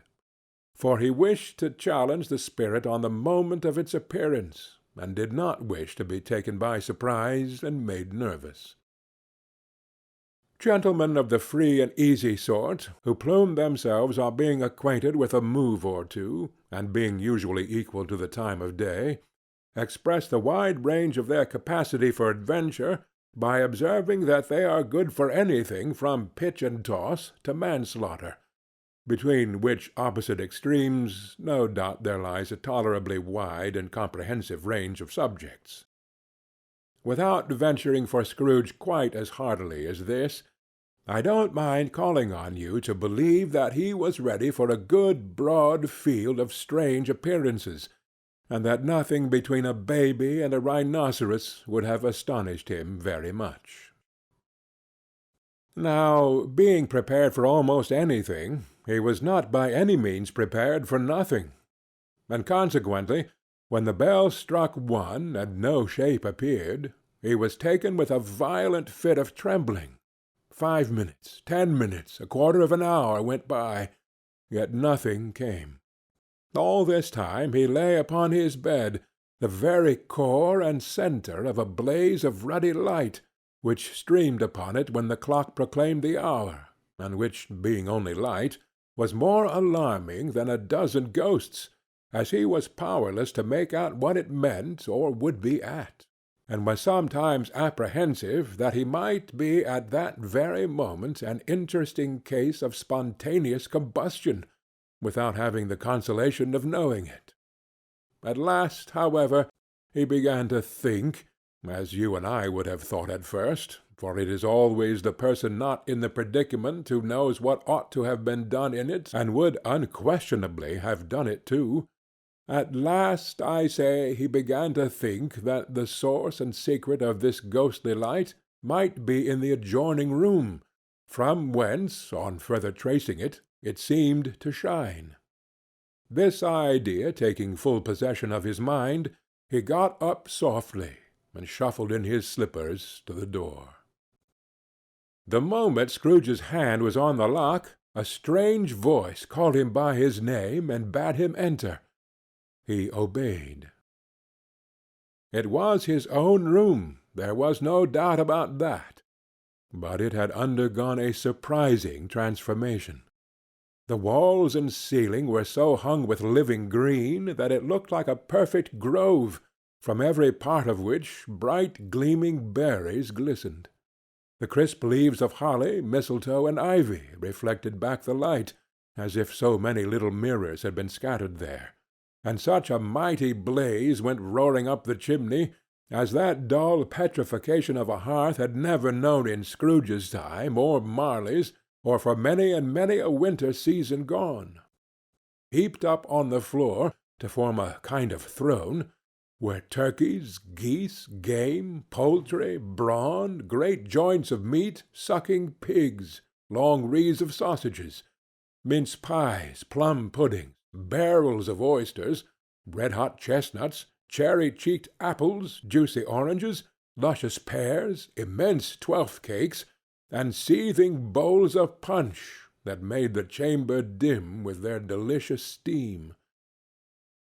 In easy state upon this couch there sat a jolly giant, glorious to see, who bore a glowing torch, in shape not unlike Plenty's horn, and held it up, high up, to shed its light on Scrooge, as he came peeping round the door. "Come in!" exclaimed the ghost. "Come in, and know me better, man." Scrooge entered timidly, and hung his head before this spirit. He was not the dogged Scrooge he had been, and though the spirit's eyes were clear and kind, he did not like to meet them. "I am the ghost of Christmas Present," said the spirit. "Look upon me." Scrooge reverently did so. It was clothed in one simple green robe, or mantle, bordered with white fur. This garment hung so loosely on the figure that its capacious breast was bare, as if disdaining to be warded or concealed by any artifice. Its feet, observable beneath the ample folds of the garment, were also bare, and on its head it wore no other covering than a holly wreath, set here and there with shining icicles. Its dark brown curls were long and free as its genial face, its sparkling eye, its open hand, its cheery voice, its unconstrained demeanor, and its joyful air. Girded round its middle was an antique scabbard, but no sword was in it, and the ancient sheath was eaten up with rust.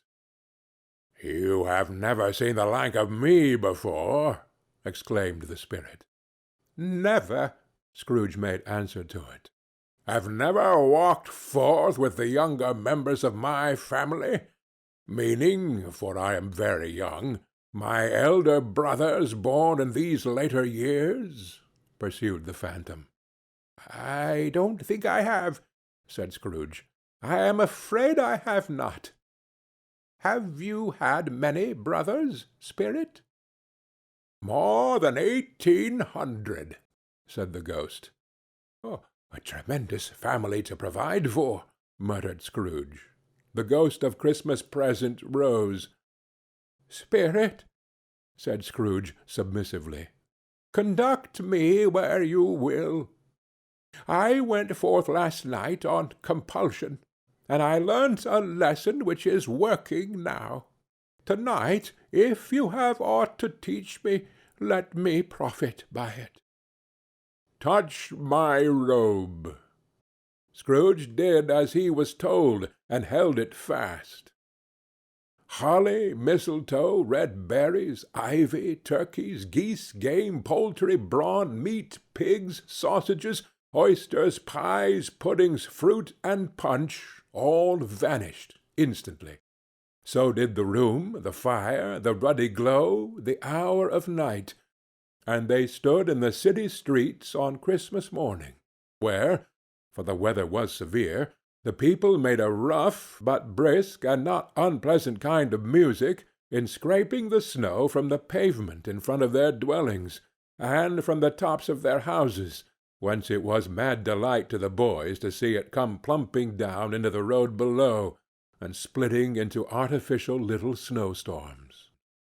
The house fronts looked black enough, and the windows blacker, contrasting with the smooth white sheet of snow upon the roofs, and with the dirtier snow upon the ground, which last deposit had been ploughed up in deep furrows by the heavy wheels of carts and wagons, furrows that crossed and recrossed each other hundreds of times, where the great streets branched off and made intricate channels, hard to trace in the thick yellow and icy water. The sky was gloomy, and the shortest streets were choked up with a dingy mist, half thawed, half frozen, whose heavier particles descended in a shower of sooty atoms, as if all the chimneys in Great Britain had by one consent caught fire and were blazing away to their dear hearts' content. There was nothing very cheerful in the climate or the town, and yet there was an air of cheerfulness abroad that the clearest summer air and the brightest summer sun might have endeavored to diffuse in vain. For the people who were shoveling away on the housetops were jovial and full of glee, calling out to one another from the parapets, and now and then exchanging a facetious snowball, better-natured missile far than many a wordy jest, laughing heartily if it went right, and not less heartily if it went wrong. The poulterers' shops were still half open, and the fruiterers were radiant in their glory. There were great, round, pot-bellied baskets of chestnuts, shaped like the waistcoats of jolly old gentlemen, lolling at the doors and tumbling out into the street in their apoplectic opulence. There were ruddy, brown-faced, broad-girthed Spanish onions, shining in the fatness of their growth like Spanish friars, and winking from their shelves in wanton slyness at the girls as they went by and glanced demurely at the hung-up mistletoe. There were pears and apples clustered high in blooming pyramids. There were bunches of grapes, made, in the shopkeeper's benevolence, to dangle from conspicuous hooks, that people's mouths might water gratis as they passed. There were piles of filberts, mossy and brown, recalling, in their fragrance, ancient walks among the woods and pleasant shufflings ankle-deep through withered leaves. There were Norfolk biffins, squat and swarthy, setting off the yellow of the oranges and lemons, and in the great compactness of their juicy persons, urgently entreating and beseeching to be carried home in paper bags and eaten after dinner. The very gold and silver fish set forth among these choice fruits in a bowl, though members of a dull and stagnant-blooded race, appeared to know that there was something going on, and to a fish went gasping round and round their little world in slow and passionless excitement. The grocers! Oh, the grocers! Nearly closed, with perhaps 2 shutters down, or 1, but through these gaps such glimpses! It was not alone that the scales descending on the counter made a merry sound, or that the twine and roller parted company so briskly, or that the canisters were rattled up and down like juggling tricks, or even that the blended scents of tea and coffee were so grateful to the nose, or even that the raisins were so plentiful and rare, the almonds so extremely white, the sticks of cinnamon so long and straight, the other spices so delicious, the candied fruits so caked and spotted with molten sugar as to make the coldest lookers-on feel faint and subsequently bilious. Nor was it that the figs were moist and pulpy, or that the French plums blushed in modest tartness from their highly decorated boxes, or that everything was good to eat and in its Christmas dress. But the customers were all so hurried and so eager in their hopeful promise of the day that they tumbled up against each other at the door, crashing their wicker baskets wildly, and left their purchases upon the counter, and came running back to fetch them, and committed hundreds of like mistakes in the best humour possible, while the grocer and his people were so frank and fresh that the polished hearts with which they fastened their aprons behind might have been their own, worn outside for general inspection, and for Christmas daws to peck at, if they chose. But soon the steeples called good people all to church and chapel, and away they came, flocking through the streets in their best clothes and with their gayest faces, and at the same time there emerged from scores of by-streets, lanes, and nameless turnings innumerable people, carrying their dinners to the bakers' shops. The sight of these poor revellers appeared to interest the spirit very much, for he stood with Scrooge beside him in a baker's doorway, and taking off the covers as their bearers passed, sprinkled incense on their dinners from his torch. And it was a very uncommon kind of torch, for once or twice, when there were angry words between some dinner-carriers who had jostled each other, he shed a few drops of water on them from it, and their good humour was restored directly. for they said it was a shame to quarrel upon Christmas Day. And so it was. God love it, so it was. In time the bells ceased, and the bakers were shut up, and yet there was a genial shadowing forth of all these dinners and the progress of their cooking in the thawed blotch of wet above each baker's oven, where the pavement smoked as if its stones were cooking too. "Is there a peculiar flavour in what you sprinkle from your torch?" asked Scrooge.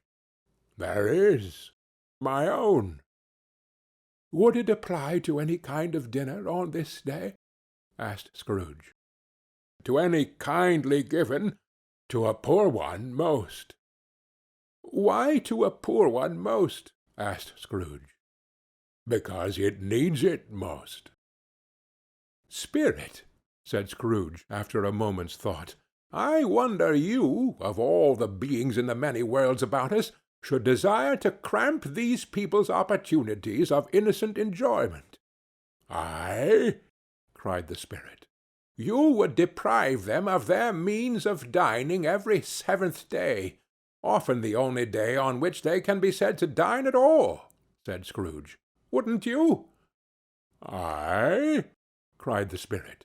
"You seek to close these places on the 7th day," said Scrooge, "and it comes to the same thing." "I seek?" exclaimed the spirit. "Forgive me if I am wrong. It has been done in your name, or at least in that of your family," said Scrooge. "There are some upon this earth of yours," returned the spirit, "who lay claim to know us, and who do their deeds of passion, pride, ill-will, hatred, envy, bigotry, and selfishness in our name, who are as strange to us and all our kith and kin as if they had never lived. Remember that, and charge their doings on themselves, not us." Scrooge promised that he would, and they went on, invisible as they had been before, into the suburbs of the town. It was a remarkable quality of the ghost, which Scrooge had observed at the baker's, that notwithstanding his gigantic size, he could accommodate himself to any place with ease, and that he stood beneath a low roof quite as gracefully and like a supernatural creature as it was possible he could have done in any lofty hall. And perhaps it was the pleasure the good spirit had in showing off this power of his, or else it was his own kind, generous-hearted nature, and his sympathy with all poor men, that led him straight to Scrooge's clerk's, for there he went, and took Scrooge with him, holding to his robe. And on the threshold of the door the spirit smiled, and stopped to bless Bob Cratchit's dwelling with the sprinkling of his torch. Think of that! Bob had 15 bob a week himself. He pocketed on Saturdays but 15 copies of his Christian name, and yet the ghost of Christmas Present blessed his 4-roomed house.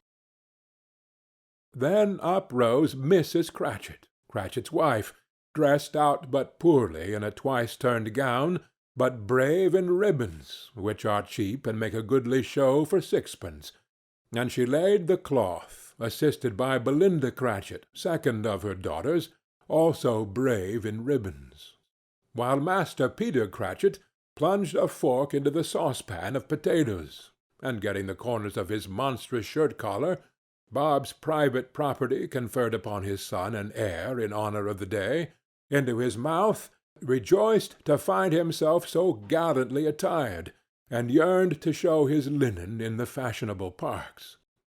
And now 2 smaller Cratchits, boy and girl, came tearing in, screaming that outside the baker's they had smelt the goose, and known it for their own, and basking in luxurious thoughts of sage and onion, these young Cratchits danced about the table, and exalted Master Peter Cratchit to the skies, while he, not proud, although his collars nearly choked him, blew the fire until the slow potatoes, bubbling up, knocked loudly at the saucepan lid to be let out and peeled. "What has ever got your precious father, then?" said Mrs. Cratchit. "And your brother, Tiny Tim? And Martha warn't as late last Christmas Day by half an hour." "Here's Martha, mother," said a girl, appearing as she spoke. "Here's Martha, mother!" cried the two young Cratchits. "Hurrah! There's such a goose, Martha!" "My bless your heart alive, my dear, how late you are!" said Mrs. Cratchit, kissing her a dozen times, and taking off her shawl and bonnet for her with officious zeal. "We'd a deal of work to finish up last night," replied the girl, "and had to clear away this morning, mother." "Well, never mind, so long as you are come," said Mrs. Cratchit. "Sit ye down before the fire, my dear, and have a warm, Lord bless ye." "No, no, there's father coming," cried the two young Cratchits, who were everywhere at once. "Hide, Martha, hide!" So Martha hid herself, and in came little Bob, the father, with at least 3 feet of comforter, exclusive of the fringe, hanging down before him, and his threadbare clothes darned up and brushed to look seasonable, and Tiny Tim upon his shoulder. Alas for Tiny Tim! He bore a little crutch, and had his limbs supported by an iron frame. "Why, where's our Martha?" cried Bob Cratchit, looking around. "Not coming," said Mrs. Cratchit. "Not coming?" said Bob, with a sudden declension in his high spirits, for he had been Tim's blood-horse all the way from church, and had come home rampant. "Not coming upon Christmas Day!" Martha didn't like to see him disappointed, if it were only in joke, so she came out prematurely from behind the closet door and ran into his arms, while the two young Cratchits hustled Tiny Tim and bore him off into the wash-house, that he might hear the pudding singing in the copper. "And how did little Tim behave?" said Mrs. Cratchit, when she had rallied Bob on his credulity, and Bob had hugged his daughter to his heart's content. "Oh, as good as gold," said Bob, "and better. Somehow he gets thoughtful, sitting by himself so much, and thinks the strangest things you ever heard. He told me, coming home, that he hoped the people saw him in the church, because he was a cripple, and it might be pleasant to them to remember on Christmas Day, 'Who made the lame beggars walk, and blind men see.'" Bob's voice was tremulous when he told them this, and trembled more when he said that Tiny Tim was growing strong and hearty. His active little crutch was heard upon the floor, and back came Tiny Tim before another word was spoken, escorted by his brother and sister to his stool before the fire, and while Bob, turning up his cuffs, as if, poor fellow, they were capable of being made more shabby, compounded some hot mixture in a jug with gin and lemons, and stirred it round and put it on the hob to simmer. Master Peter and the two ubiquitous young Cratchits went to fetch the goose, with which they soon returned in high procession. Such a bustle ensued that you might have thought a goose the rarest of all birds, a feathered phenomenon, to which a black swan was a matter of course. And in truth it was something very like it in that house. Mrs. Cratchit made the gravy, ready beforehand in a little saucepan, hissing hot. Master Peter mashed the potatoes with incredible vigor. Miss Belinda sweetened up the apple-sauce. Martha dusted the hot plates. Bob took Tiny Tim beside him in a tiny corner at the table. The two young Cratchits set chairs for everybody, not forgetting themselves, and mounting guard upon their posts, crammed spoons into their mouths, lest they should shriek for goose before their time came to be helped. At last the dishes were set on, and grace was said. It was succeeded by a breathless pause, as Mrs. Cratchit, looking slowly all along the carving-knife, prepared to plunge it in the breast. But when she did, and when the long-expected gush of stuffing issued forth, one murmur of delight arose all round the board, and even Tiny Tim, excited by the two young Cratchits, beat on the table with the handle of his knife, and feebly cried, "Hurrah!" There was never such a goose. Bob said he didn't believe there ever was such a goose cooked. Its tenderness and flavour, size and cheapness, were the themes of universal admiration. Eked out by apple-sauce and mashed potatoes, it was a sufficient dinner for the whole family. Indeed, as Mrs. Cratchit said with great delight, surveying one small atom of a bone upon the dish, they hadn't ate it all at last. Yet every one had had enough, and the youngest Cratchits in particular were steeped in sage and onion to the eyebrows. But now, the plates being changed by Miss Belinda, Mrs. Cratchit left the room alone, too nervous to bear witnesses, to take the pudding up and bring it in. Suppose it should not be done enough? Suppose it should break in turning out? Suppose somebody should have got over the wall of the back-yard and stolen it, while they were merry with the goose, a supposition at which the two young Cratchits became livid. All sorts of horrors were supposed. Hullo! A great deal of steam. The pudding was out of the copper. A smell like a washing-day. That was the cloth. A smell like an eating-house and a pastry-cook's next door to each other, with a laundress's next door to that. That was the pudding. In half a minute Mrs. Cratchit entered, flushed but smiling proudly, with the pudding, like a speckled cannon-ball, so hard and firm, blazing in half a quartern of ignited brandy, and bedight with Christmas holly stuck into the top. Oh, a wonderful pudding! Bob Cratchit said, and calmly too, that he regarded it as the greatest success achieved by Mrs. Cratchit since their marriage. Mrs. Cratchit said that now the weight was off her mind, she would confess that she had her doubts about the quantity of flour. Everybody had something to say about it, but nobody said or thought it was at all a small pudding for a large family. It would have been flat heresy to do so. Any Cratchit would have blushed to hint at such a thing. At last the dinner was all done. The cloth was cleared, the hearth swept, and the fire made up. The compound in the jug being tasted, and considered perfect, apples and oranges were put upon the table, and a shovelful of chestnuts on the fire. Then all the Cratchit family drew round the hearth, in what Bob Cratchit called a circle, meaning half a one, and at Bob Cratchit's elbow stood the family display of glass, 2 tumblers, and a custard cup without a handle. These held the hot stuff from the jug, however, as well as golden goblets would have done, and Bob served it out with beaming looks, while the chestnuts on the fire sputtered and cracked noisily. Then Bob proposed. "A Merry Christmas to us all, my dears.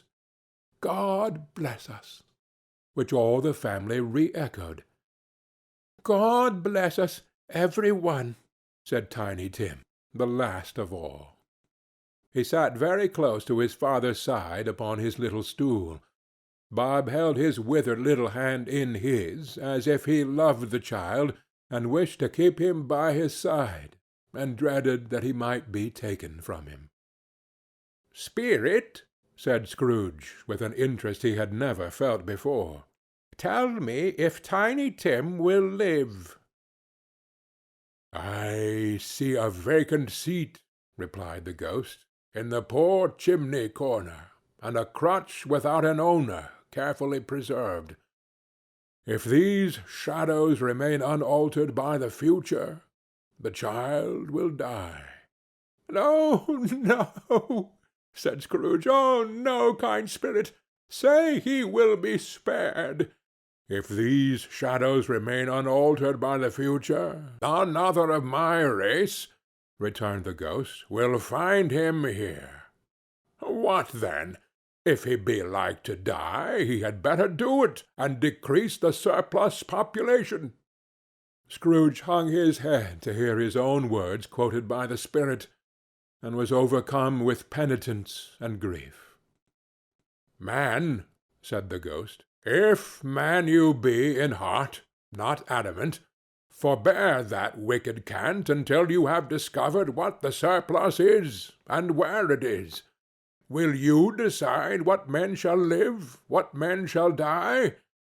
It may be that in the sight of heaven you are more worthless and less fit to live than millions like this poor man's child. O God! To hear the insect on the leaf pronouncing on the too much life among his hungry brothers in the dust.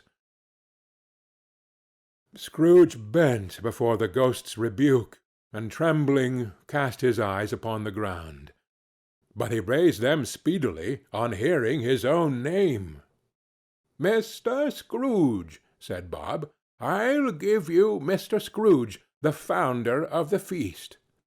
"The founder of the feast, indeed!" cried Mrs. Cratchit, reddening. "I wish I had him here. I'd give him a piece of my mind to feast upon, and I'd hope he'd have a good appetite for it." "My dear," said Bob, "the children!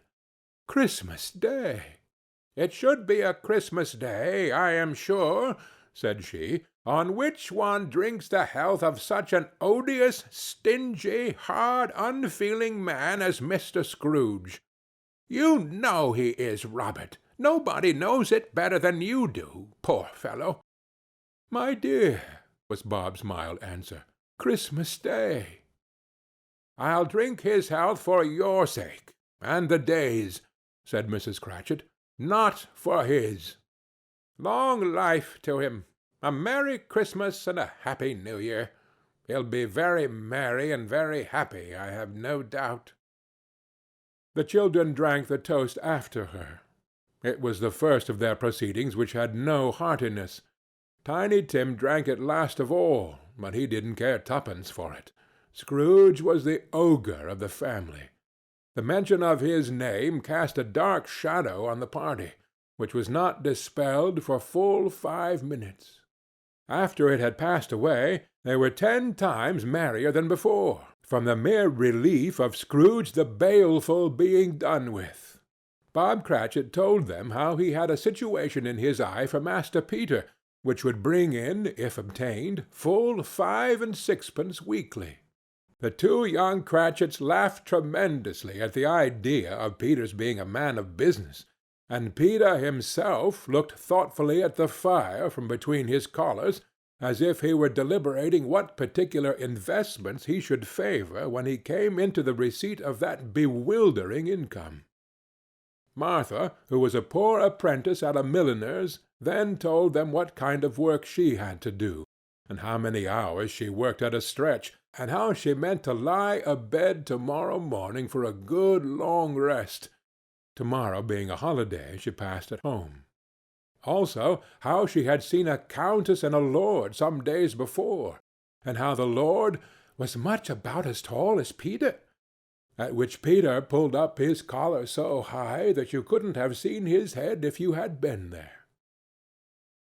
All this time the chestnuts and the jug went round and round, and by they had a song, about a lost child travelling in the snow, from Tiny Tim, who had a plaintive little voice, and sang it very well indeed.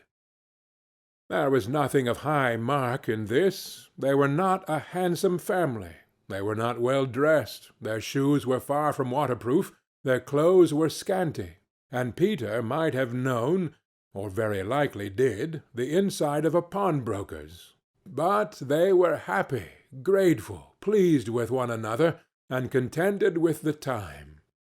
And when they faded, and looked happier yet in the bright sprinklings of the spirit's torch at parting, Scrooge had his eye upon them, and especially on Tiny Tim, until the last.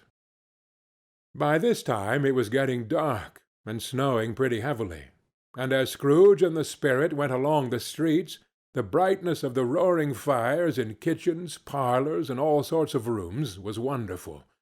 Here the flickering of the blaze showed preparations for a cosy dinner, with hot plates baking through and through before the fire, and deep red curtains, ready to be drawn to shut out cold and darkness. There all the children of the house were running out into the snow to meet their married sisters, brothers, cousins, uncles, aunts, and be the first to greet them. Here, again, were shadows on the window blind of guests assembling, and there a group of handsome girls, all hooded and fur-booted, and all chattering at once, tripped lightly off to some near neighbor's house, where, woe upon the single man who saw them enter, artful witches well they knew it, in a glow. But if you had judged from the numbers of people on their way to friendly gatherings, you might have thought that no one was at home to give them welcome when they got there, instead of every house expecting company and piling up its fires half chimney high. Blessings on it, how the ghost exulted! How it bared its breadth of breast, and opened its capacious palm, and floated on, outpouring with a generous hand its bright and harmless mirth on everything within its reach. The very lamplighter, who ran on before, dotting the dusky street with specks of light, and who was dressed to spend the evening somewhere, laughed out loudly as the spirit passed, though little kenned the lamplighter that he had any company but Christmas. And now, without a word of warning from the ghost, they stood upon a bleak and desert moor, where monstrous masses of rude stone were cast about as though it were the burial-place of giants, and water spread itself wheresoever it listed, or would have done so, but for the frost that held it prisoner, and nothing grew but moss and furze, and coarse rank grass. Down in the west the setting sun had left a streak of fiery red, which glared upon the desolation for an instant like a sullen eye, and frowning lower, lower, lower yet, was lost in the thick gloom of darkest night. "What place is this?" asked Scrooge. "A place where miners live, who labor in the bowels of the earth," returned the spirit. "But they know me. See!" A light shone from the window of a hut, and swiftly they advanced towards it.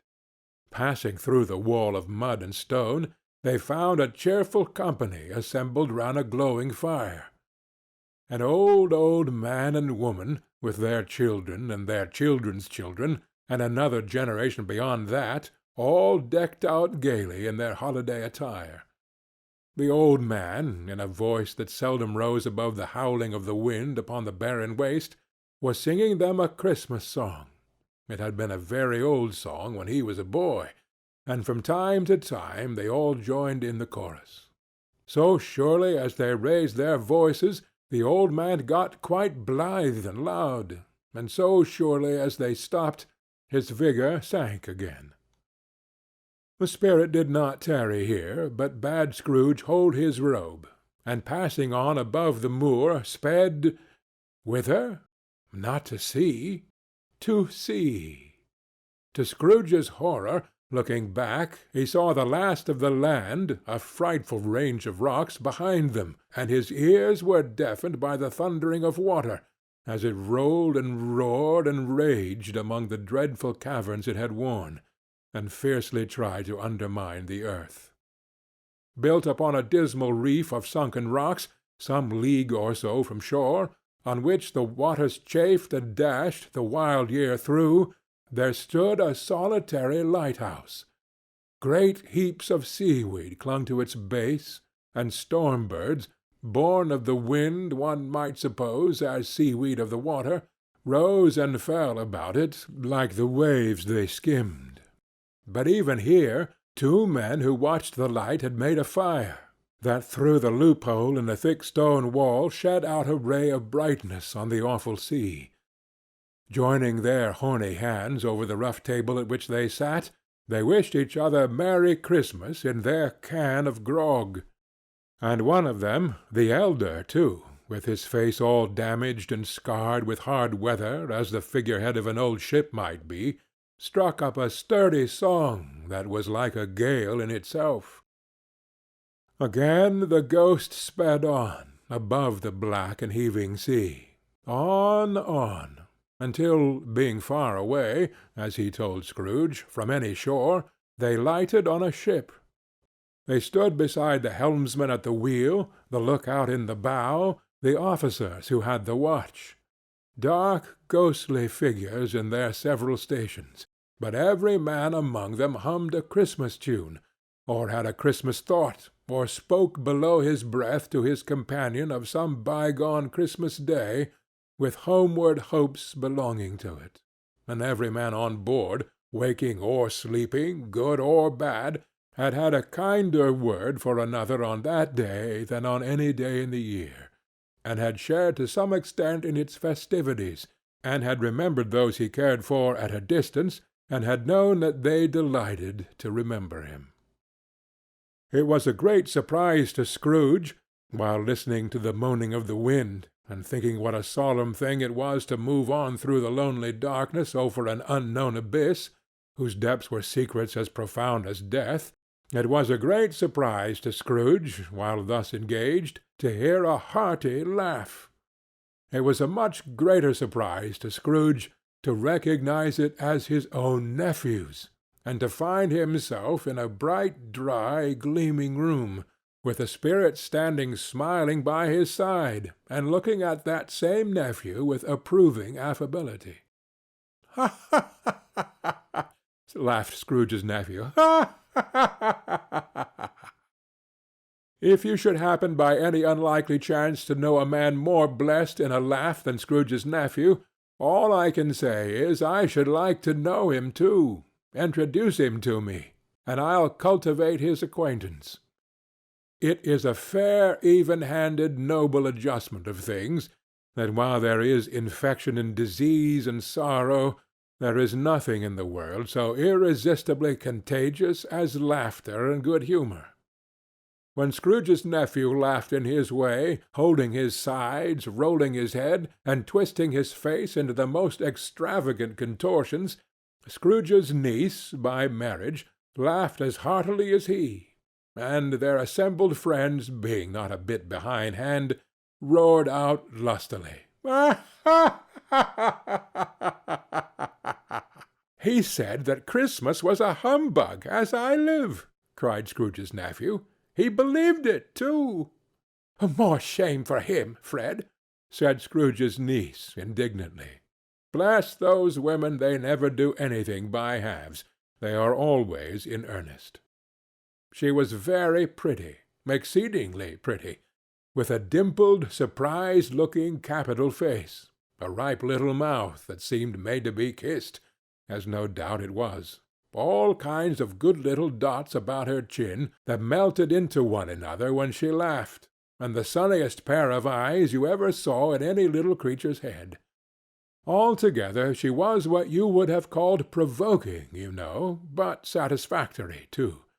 Oh, perfectly satisfactory. "He's a comical old fellow," said Scrooge's nephew. "That's the truth, and not so pleasant as he might be. However, his offences carry their own punishment, and I have nothing to say against him." "I'm sure he's very rich, Fred," hinted Scrooge's niece.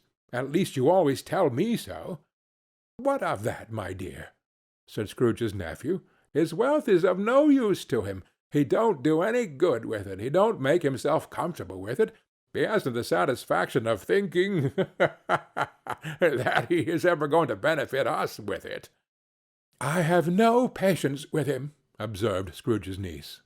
Scrooge's niece's sisters, and all the other ladies, expressed the same opinion. "Oh, I have," said Scrooge's nephew. "I am sorry for him. I couldn't be angry with him if I tried. Who suffers by his ill whims? Himself, always. Here he takes it into his head to dislike us, and he won't come and dine with us. What's the consequence? He don't lose much of a dinner." "Indeed, I think he loses a very good dinner," interrupted Scrooge's niece. Everybody else said the same, and they must be allowed to have been competent judges, because they had just had dinner, and, with the dessert upon the table, were clustered round the fire by lamplight. "Well, I'm very glad to hear it," said Scrooge's nephew, "because I haven't great faith in these young housekeepers. What do you say, Topper?" Topper had clearly got his eye upon one of Scrooge's niece's sisters, for he answered that a bachelor was a wretched outcast, who had no right to express an opinion on the subject. Whereat Scrooge's niece's sister, the plump one with the lace tucker, not the one with the roses, blushed. "Do go on, Fred," said Scrooge's niece, clapping her hands. "He never finishes what he begins to say. He is such a ridiculous fellow." Scrooge's nephew revelled in another laugh, and as it was impossible to keep the infection off, though the plump sister tried hard to do it with aromatic vinegar, his example was unanimously followed.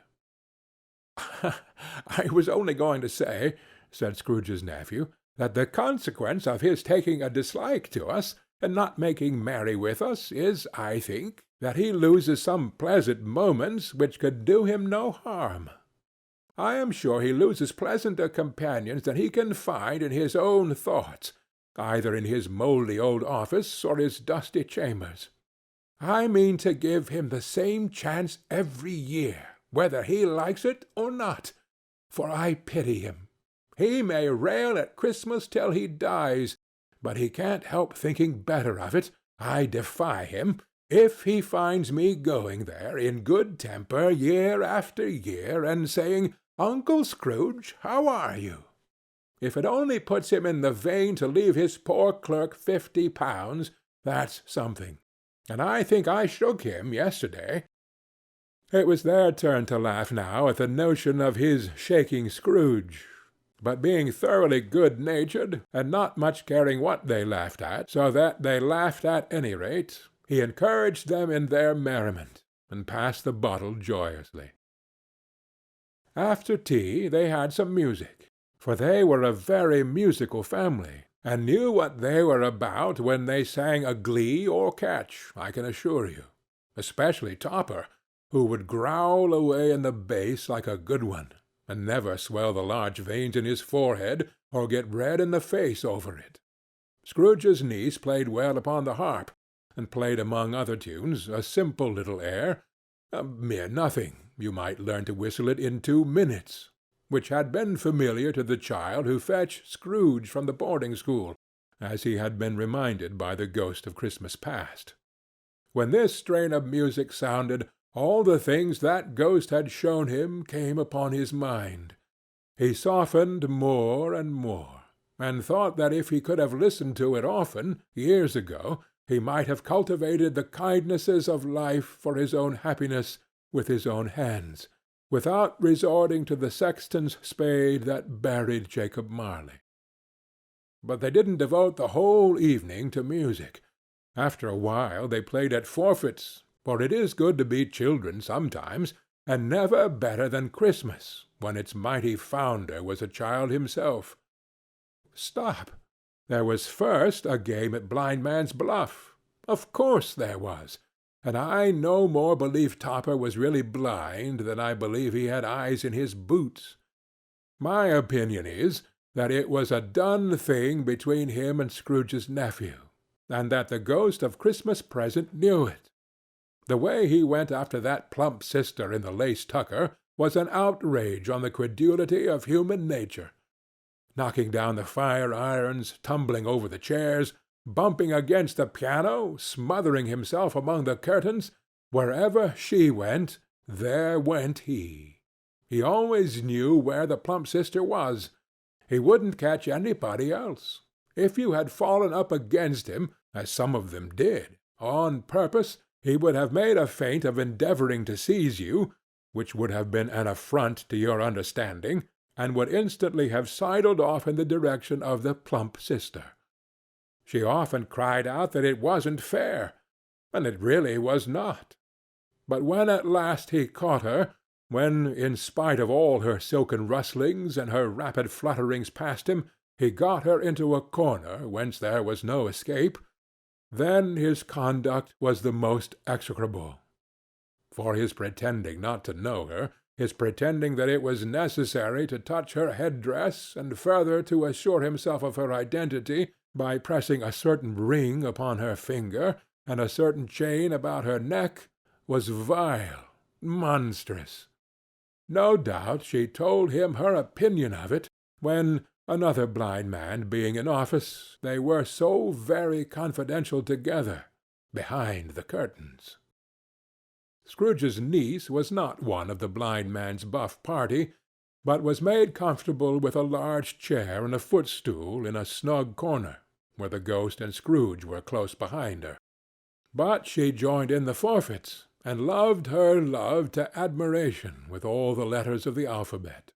Likewise, at the game of How, When, and Where, she was very great, and to the secret joy of Scrooge's nephew, beat her sisters hollow, though they were sharp girls too, as Topper could have told you.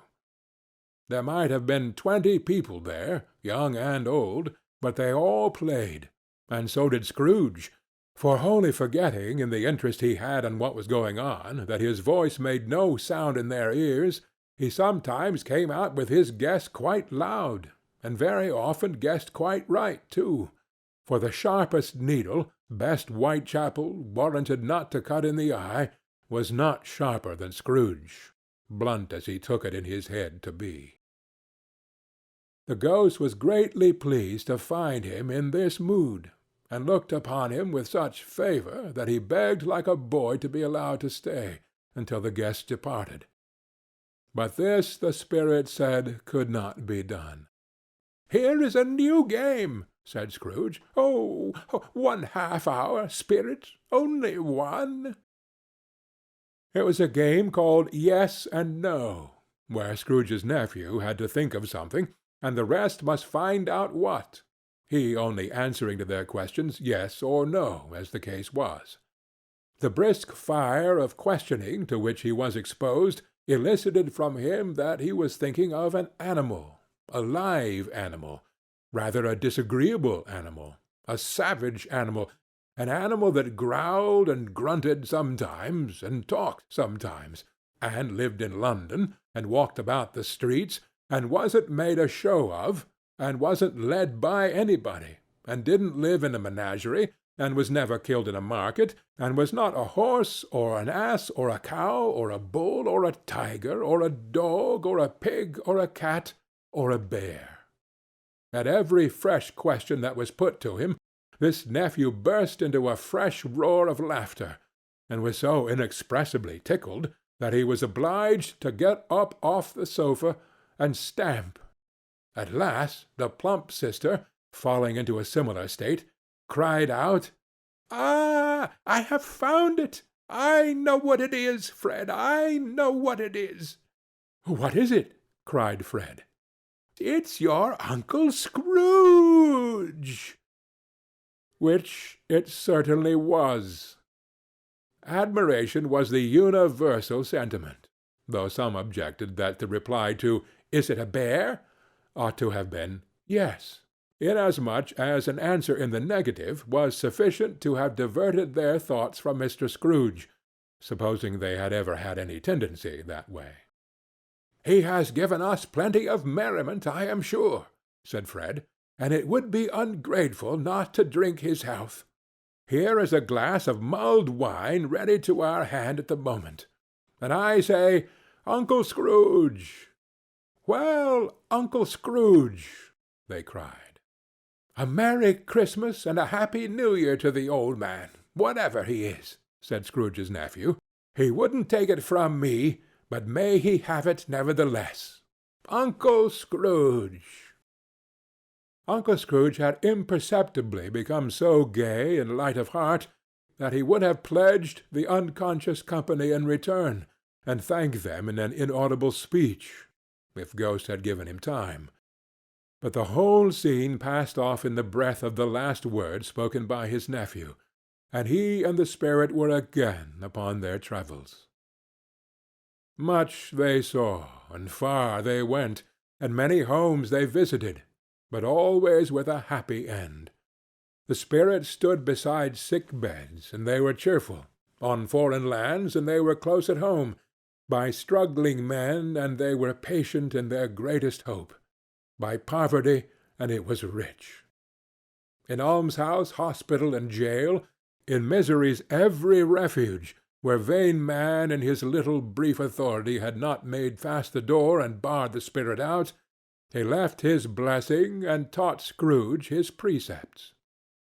It was a long night, if it were only a night, but Scrooge had his doubts of this, because the Christmas holidays appeared to be condensed into the space of time they passed together. It was strange, too, that while Scrooge remained unaltered in his outward form, the ghost grew older, clearly older.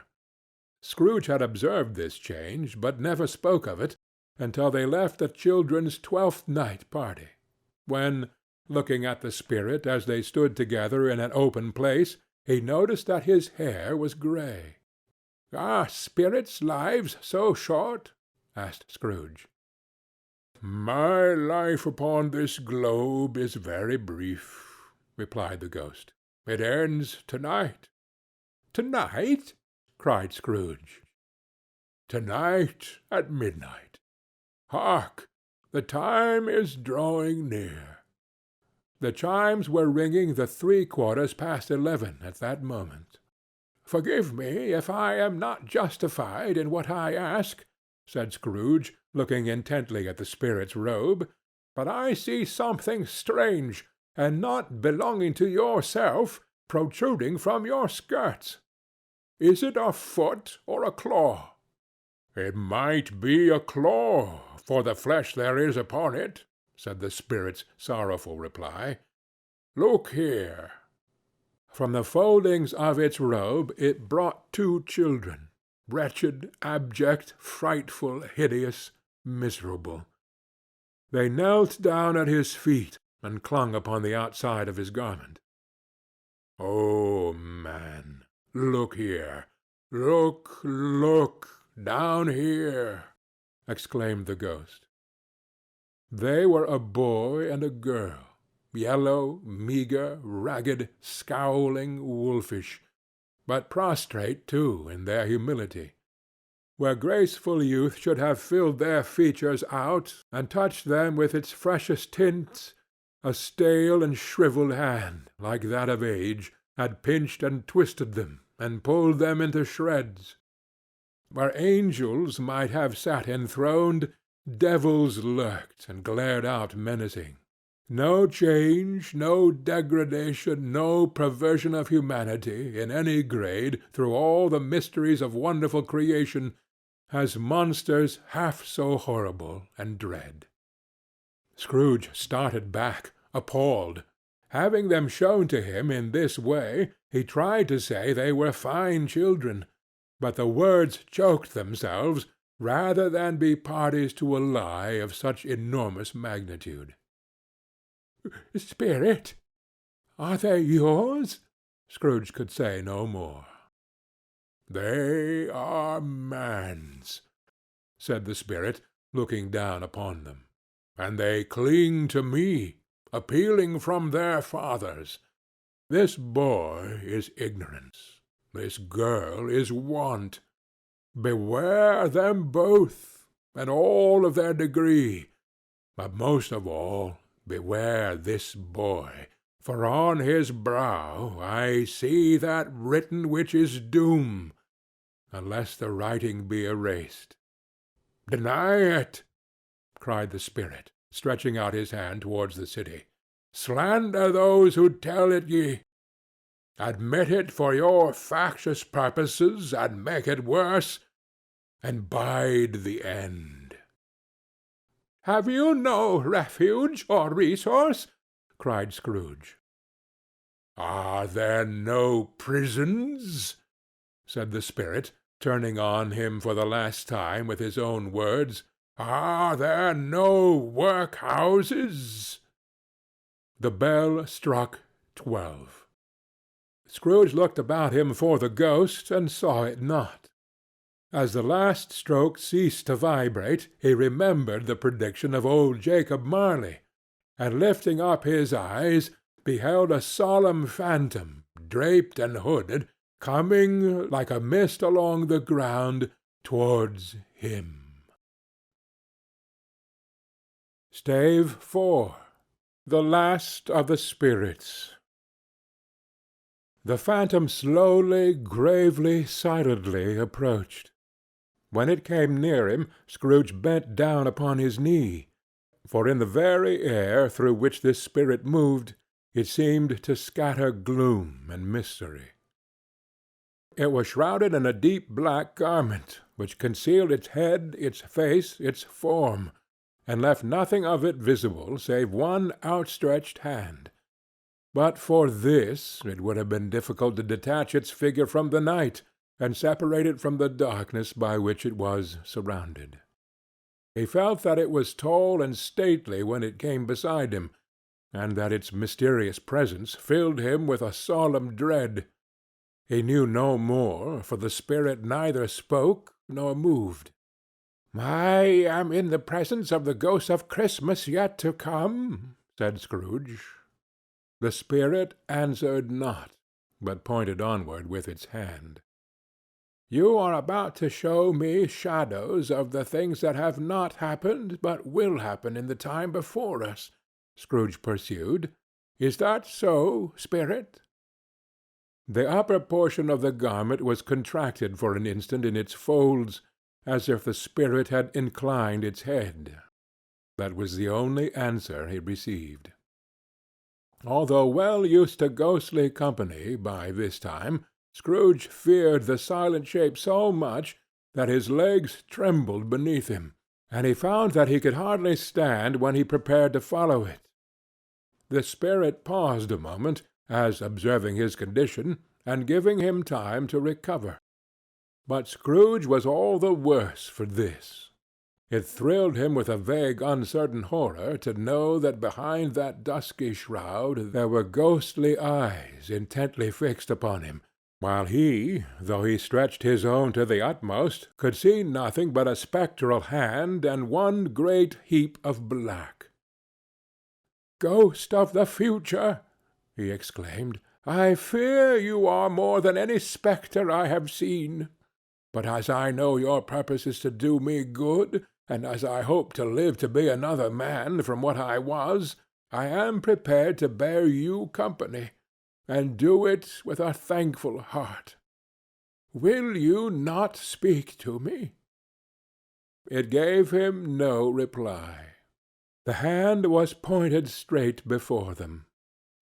"Lead on," said Scrooge. "Lead on. The night is waning fast, and it is precious time to me, I know. Lead on, spirit." The phantom moved away as it had come towards him. Scrooge followed in the shadow of its dress, which bore him up, he thought, and carried him along.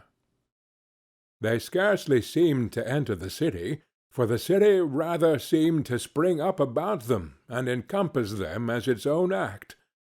And there they were in the heart of it, on 'change amongst the merchants, who hurried up and down, and chinked the money in their pockets, and conversed in groups, and looked at their watches, and trifled thoughtfully with their great gold seals, and so forth, as Scrooge had seen them often. The spirit stopped beside one little knot of business men. Observing that the hand was pointed to them, Scrooge advanced to listen to their talk. "No," said a great fat man with a monstrous chin, "I don't know much about it either way. I only know he's dead." "When did he die?"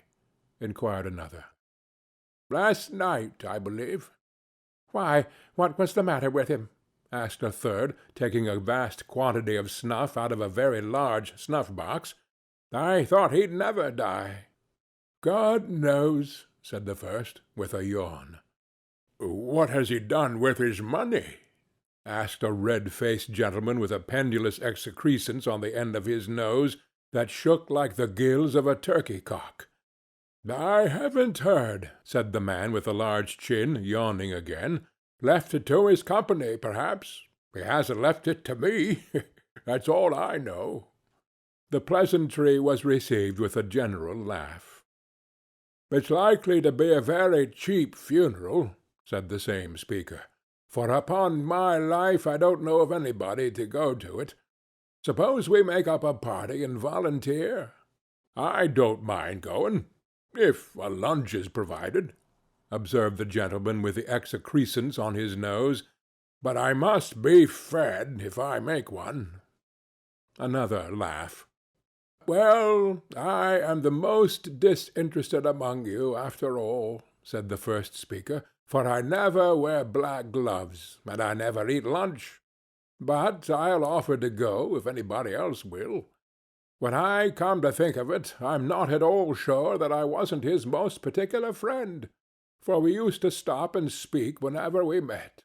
Bye-bye." Speakers and listeners strolled away, and mixed with other groups. Scrooge knew the men, and looked towards the spirit for an explanation.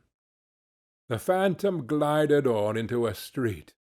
His finger pointed to two persons meeting. Scrooge listened again, thinking that the explanation might lie here. He knew these men also perfectly. They were men of business, very wealthy, and of great importance. He had made a point always of standing well in their esteem, in a business point of view, that is, strictly in a business point of view. "How are you?" said one. "How are you?" returned the other. "Well," said the first, "Old Scratch has got his own at last, eh?" "So I am told," returned the second. "Cold, isn't it? Seasonable for Christmas time. You're not a skater, I suppose?" "No, no. Something else to think of. Good morning."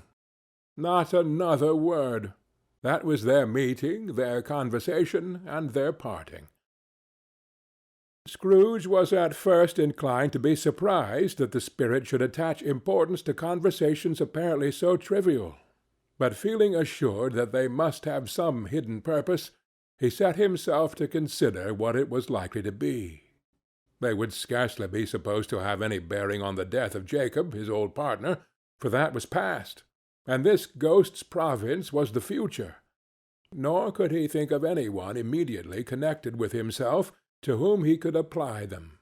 But nothing doubting that to whomsoever they applied they had some latent moral for his own improvement, he resolved to treasure up every word he heard, and everything he saw, and especially to observe the shadow of himself when it appeared. For he had an expectation that the conduct of his future self would give him the clue he missed, and would render the solution of these riddles easy. He looked about in that very place for his own image, but another man stood in his accustomed corner, and though the clock pointed to his usual time of day for being there, he saw no likeness of himself among the multitudes that poured in through the porch. It gave him little surprise, however, for he had been revolving in his mind a change of life, and thought and hoped he saw his new-born resolutions carried out in this. Quiet and dark, beside him stood the phantom, with his outstretched hand. When he roused himself from his thoughtful quest, he fancied from the turn of the hand, and its situation in reference to himself, that the unseen eyes were looking at him keenly. It made him shudder, and feel very old. They left the busy scene, and went into an obscure part of the town, where Scrooge had never penetrated before, although he recognized its situation and its bad repute. The ways were foul and narrow, the shops and houses wretched, the people half naked, drunken, slipshod, ugly. Alleys and archways, like so many cesspools, disgorged their offences of smell and dirt and life upon the straggling streets, and the whole quarter reeked with crime, with filth and misery. Far in this den of infamous resort there was a low-browed beetling shop below a penthouse roof, where iron, old rags, bottles, bones, and greasy offal were brought. Upon the floor within were piled up heaps of rusty keys, nails, chains, hinges, files, scales, weights, and refuse iron of all kinds. Secrets that few would like to scrutinize were bred and hidden in mountains of unseemly rags, masses of corrupted fat, and sepulchres of bones. Sitting in among the wares he dealt in, by a charcoal stove made of old bricks, was a grey-haired rascal nearly 70 years of age, who had screened himself from the cold air without by a frowsy curtaining of miscellaneous tatters hung upon a line, and smoked his pipe in all the luxury of calm retirement. Scrooge and the phantom came into the presence of this man just as a woman with a heavy bundle slunk into the shop. But she had scarcely entered when another woman, similarly laden, came in too, and she was closely followed by a man in faded black, who was no less startled by the sight of them than they had been upon the recognition of each other. After a short period of blank astonishment, in which the old man with the pipe had joined them, they all three burst into a laugh. "Let the charwoman alone to be the first," cried she who had entered first. "Let the laundress alone to be the second, and let the undertaker's man alone to be the third. Look here, old Joe, here's a chance, if we haven't all three met here without meaning it." "You couldn't have met in a better place," said old Joe, removing his pipe from his mouth. "Come into the parlour. You were made free of it long ago, you know, and the other two ain't strangers. Stop till I shut the door of the shop. Ah, how it squeaks! There ain't such a rusty bit of metal in the place as its own hinges, I believe, and I'm sure there's no such old bones here as mine. We're all suitable to our calling. We're well matched. Come into the parlour. Come into the parlour." The parlour was the space between the screen of rags. The old man raked the fire together with an old stair-rod, and having trimmed his smoky lamp, for it was night, with the stem of his pipe, put it in his mouth again. While he did this, the woman who had already spoken threw her bundle on the floor, and sat down in a flaunting manner on a stool, crossing her elbows on her knees, and looking with a bold defiance at the other two. "What odds, then? What odds, Mrs. Dilber?" said the woman. "Every person has a right to take care of themselves. He always did." "That's true, indeed," said the laundress. "No man more so." "Why, then, don't stand staring as if you was afraid, woman. Who's the wiser? We're not going to pick holes in each other's coats, I suppose." "No, indeed," said Mrs. Dilber and the man together. "We should hope not." "Very well, then," cried the woman. "That's enough. Who's the worse for the loss of a few things like these? Not a dead man, I suppose." "No, indeed," said Mrs. Dilber. "If he wanted to keep 'em after he was dead, a wicked old screw," pursued the woman, "why, wasn't he natural in his lifetime? If he had been, he'd have had somebody to look after him when he was struck with death, instead of lying gasping out his last there, alone, by himself." "It's the truest word that ever was spoken," said Mrs. Dilber. "It's a judgment on him." "I wish it was a little heavier judgment," replied the woman. "And it should have been, you may depend on it, if I could have laid my hands on anything else. Open that bundle, old Joe, and let me know the value of it. Speak out plain. I'm not afraid to be the first, nor afraid for them to see it. We know pretty well that we were helping ourselves before we met here, I believe. It's no sin. Open the bundle, Joe." But the gallantry of her friends would not allow of this, and the man in faded black, mounting the breach first, produced his plunder. It was not extensive, A seal or two, a pencil case, a pair of sleeve buttons, and a brooch of no great value were all.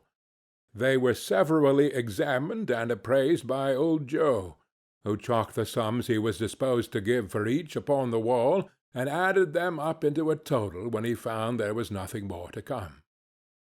"That's your account," said Joe, "and I wouldn't give another sixpence if I was to be boiled for not doing it. Who's next?" Mrs. Dilber was next. Sheets and towels, a little wearing apparel, 2 old-fashioned silver teaspoons, a pair of sugar tongs, and a few boots. Her account was stated on the wall in the same manner. "I always give too much to ladies. It's a weakness of mine, and that's the way I ruin myself," said old Joe. "That's your account. If you asked me for another penny, and made it an open question, I'd repent of being so liberal and knock off half a crown." "And now undo my bundle, Joe," said the first woman. Joe went down on his knees for the greater convenience of opening it, and having unfastened a great many knots, dragged out a large and heavy roll of some dark stuff. "What do you call this?" said Joe. "Bed curtains?" "Ah!" returned the woman, laughing and leaning forward on her crossed arms. "Ha, ha, ha! Bed curtains! You don't mean to say you took 'em down, rings and all, with him lying there?" said Joe. "Yes, I do," replied the woman. "Why not?" "Why, you were born to make your fortune," said Joe, "and you'll certainly do it." "I certainly shan't hold my hand, when I can get anything in it by reaching out, for the sake of such a man as he was, I promise you, Joe," returned the woman coolly. "Don't drop that oil upon the blankets, now." "His blankets?" asked Joe. "Who else's do you think?" replied the woman. "He isn't likely to take cold without 'em, I dare say." "I hope he didn't die of anything catching, eh?" said old Joe, stopping in his work and looking up. "Don't you be afraid of that," returned the woman. "I ain't so fond of his company that I'd loiter about him for such doings, if he did. Ah, you may look through that shirt till your eyes ache, but you won't find a hole in it, nor a threadbare place. It's the best he had, and a fine one, too. They'd have wasted it if it hadn't been for me." "What do you call wasting it?" asked old Joe. "Putting it on him to be buried in, to be sure," replied the woman with a laugh. "Somebody was fool enough to do it, but I took it off again. If calico ain't good enough for such a purpose, it isn't good enough for anything. It's quite as becoming to the body. He can't look uglier than he did in that one." Scrooge listened to this dialogue in horror. As they sat grouped about their spoil in the scanty light afforded by the old man's lamp, he viewed them with a detestation and disgust which could hardly have been greater, though they had been obscene demons marketing the corpse itself. "Ha, ha, ha!" laughed the same woman, when old Joe, producing a flannel bag with money in it, told out their several gains upon the ground. "This is the end of it, you see. He frightened every one away from him when he was alive, to profit us when he was dead. Ha, ha, ha, ha!" "Spirit," said Scrooge, shuddering from head to foot, I see. The case of this unhappy man might be my own. My life tends that way now. Merciful heaven! What is this?" He recoiled in terror, for the scene had changed, and now he almost touched a bed, a bare uncurtained bed, on which, beneath a ragged sheet, there lay a something covered up, which, though it was dumb, announced itself in awful language. The room was very dark, too dark to be observed with any accuracy, though Scrooge glanced round it in obedience to a secret impulse, anxious to know what kind of room it was. A pale light, rising in the outer air, fell straight upon the bed, and on it, plundered and bereft, unwatched, unwept, uncared for, was the body of this man. Scrooge glanced towards the phantom. Its steady hand was pointed to the head. The cover was so carelessly adjusted that the slightest raising of it, the motion of a finger upon Scrooge's part, would have disclosed the face. He thought of it, felt how easy it would be to do, and longed to do it, but had no more power to withdraw the veil than to dismiss the spectre at his side. O cold, cold, rigid, dreadful death, set up thine altar here, and dress it with such terrors as thou hast at thy command, for this is thy dominion. But of the loved, revered, and honored head thou canst not turn one hair to thy dread purposes, and make one feature odious.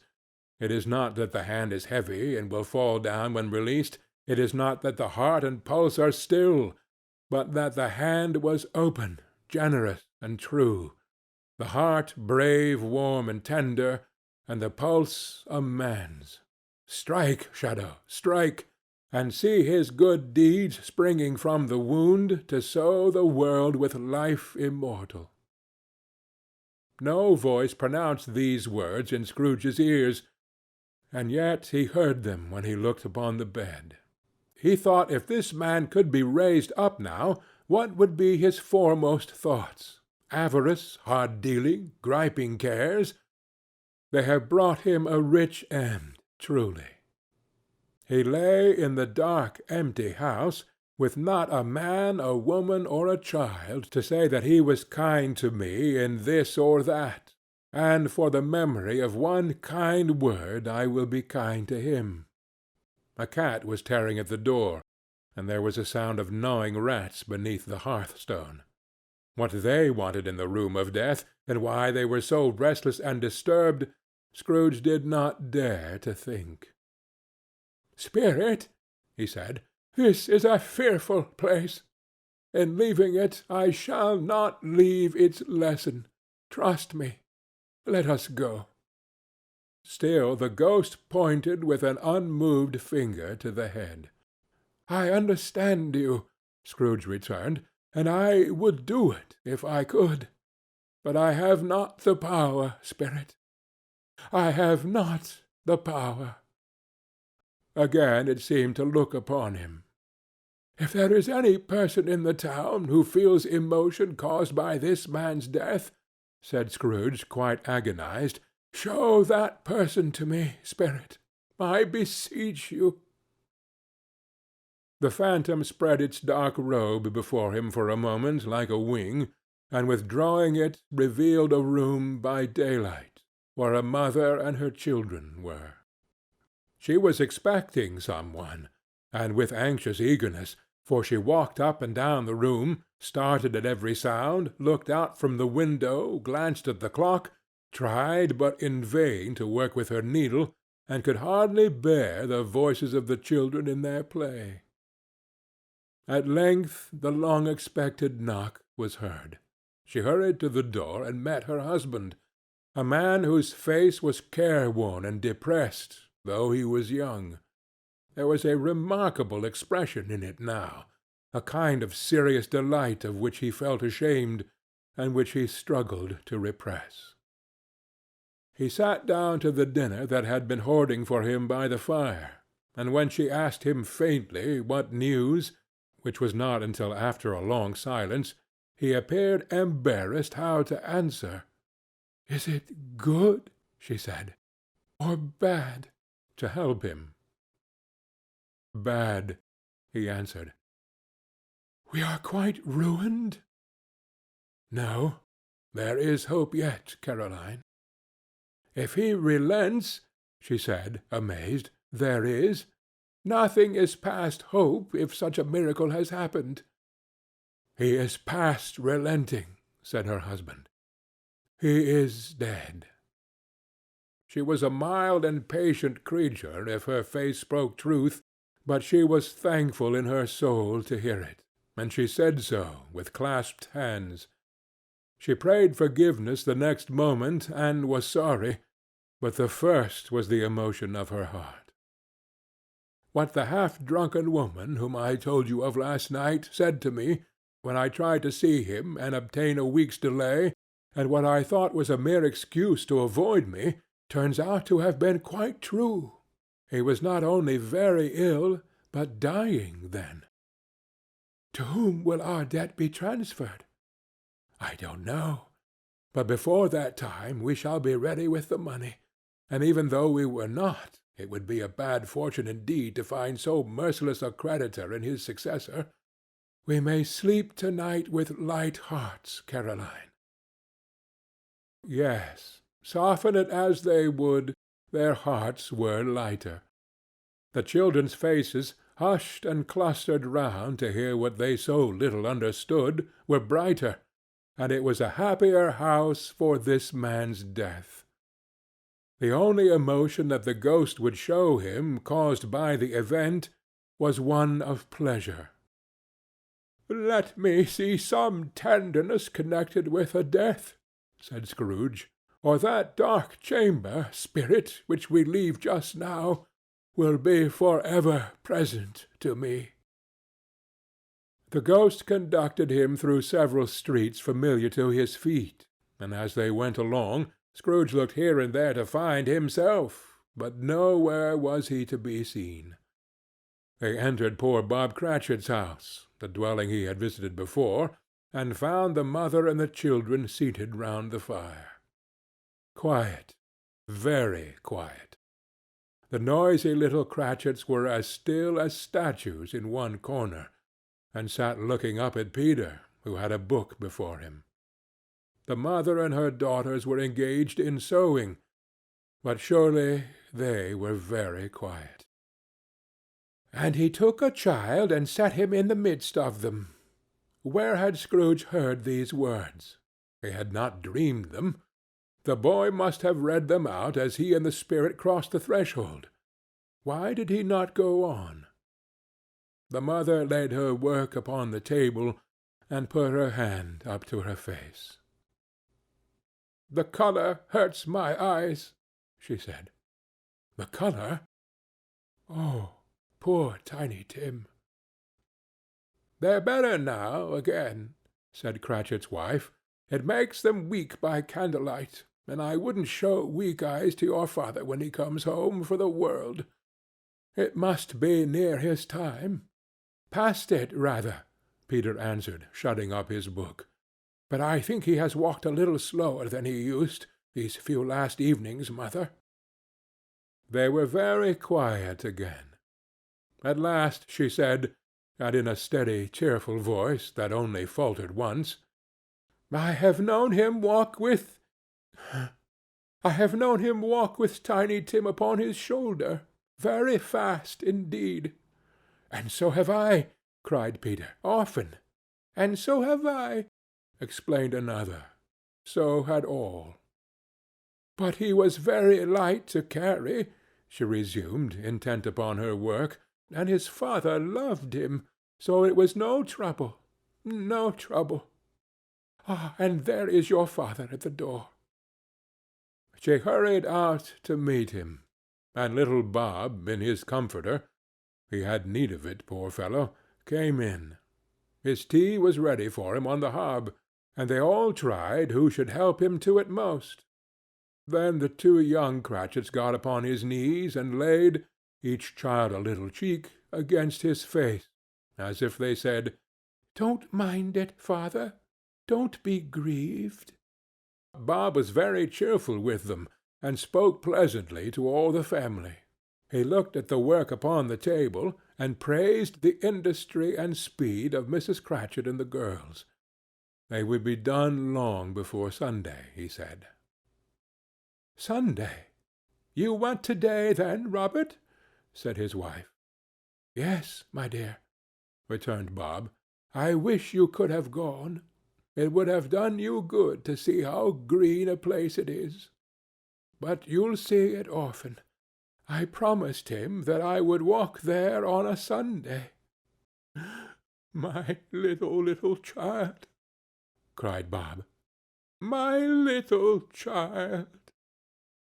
He broke down all at once. He couldn't help it. If he could have helped it, he and his child would have been further apart, perhaps, than they were. He left the room and went upstairs into the room above, which was lighted cheerfully and hung with Christmas. There was a chair set close beside the child, and there were signs of someone having been there lately.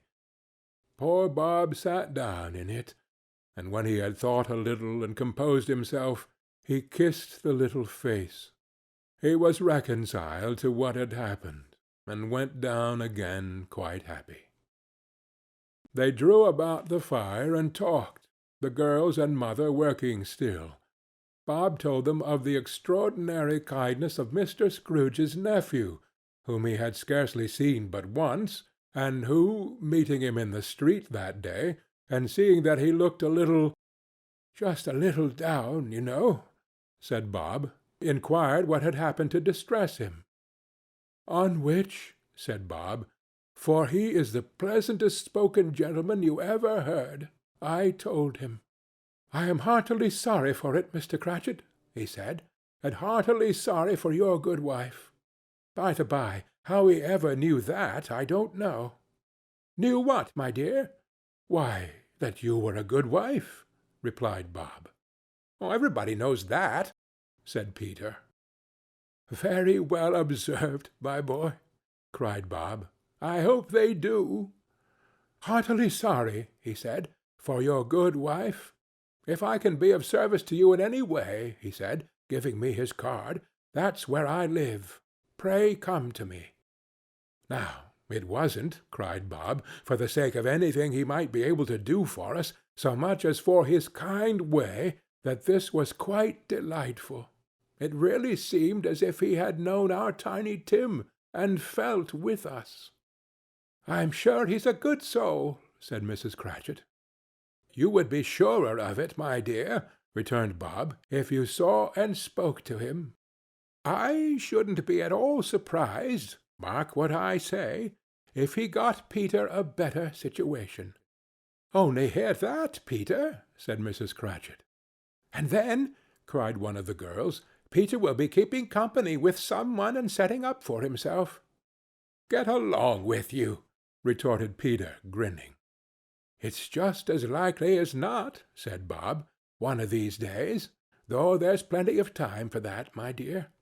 But however and whenever we part from one another, I am sure we shall none of us forget Tiny Tim, shall we?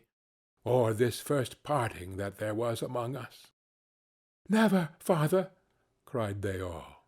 And I know, said Bob, I know, my dears, that when we recollect how patient and how mild he was, although he was a little child, we shall not quarrel easily among ourselves, and forget poor Tiny Tim in doing it. No, never, father, they all cried again. I am very happy, said little Bob. I am very happy.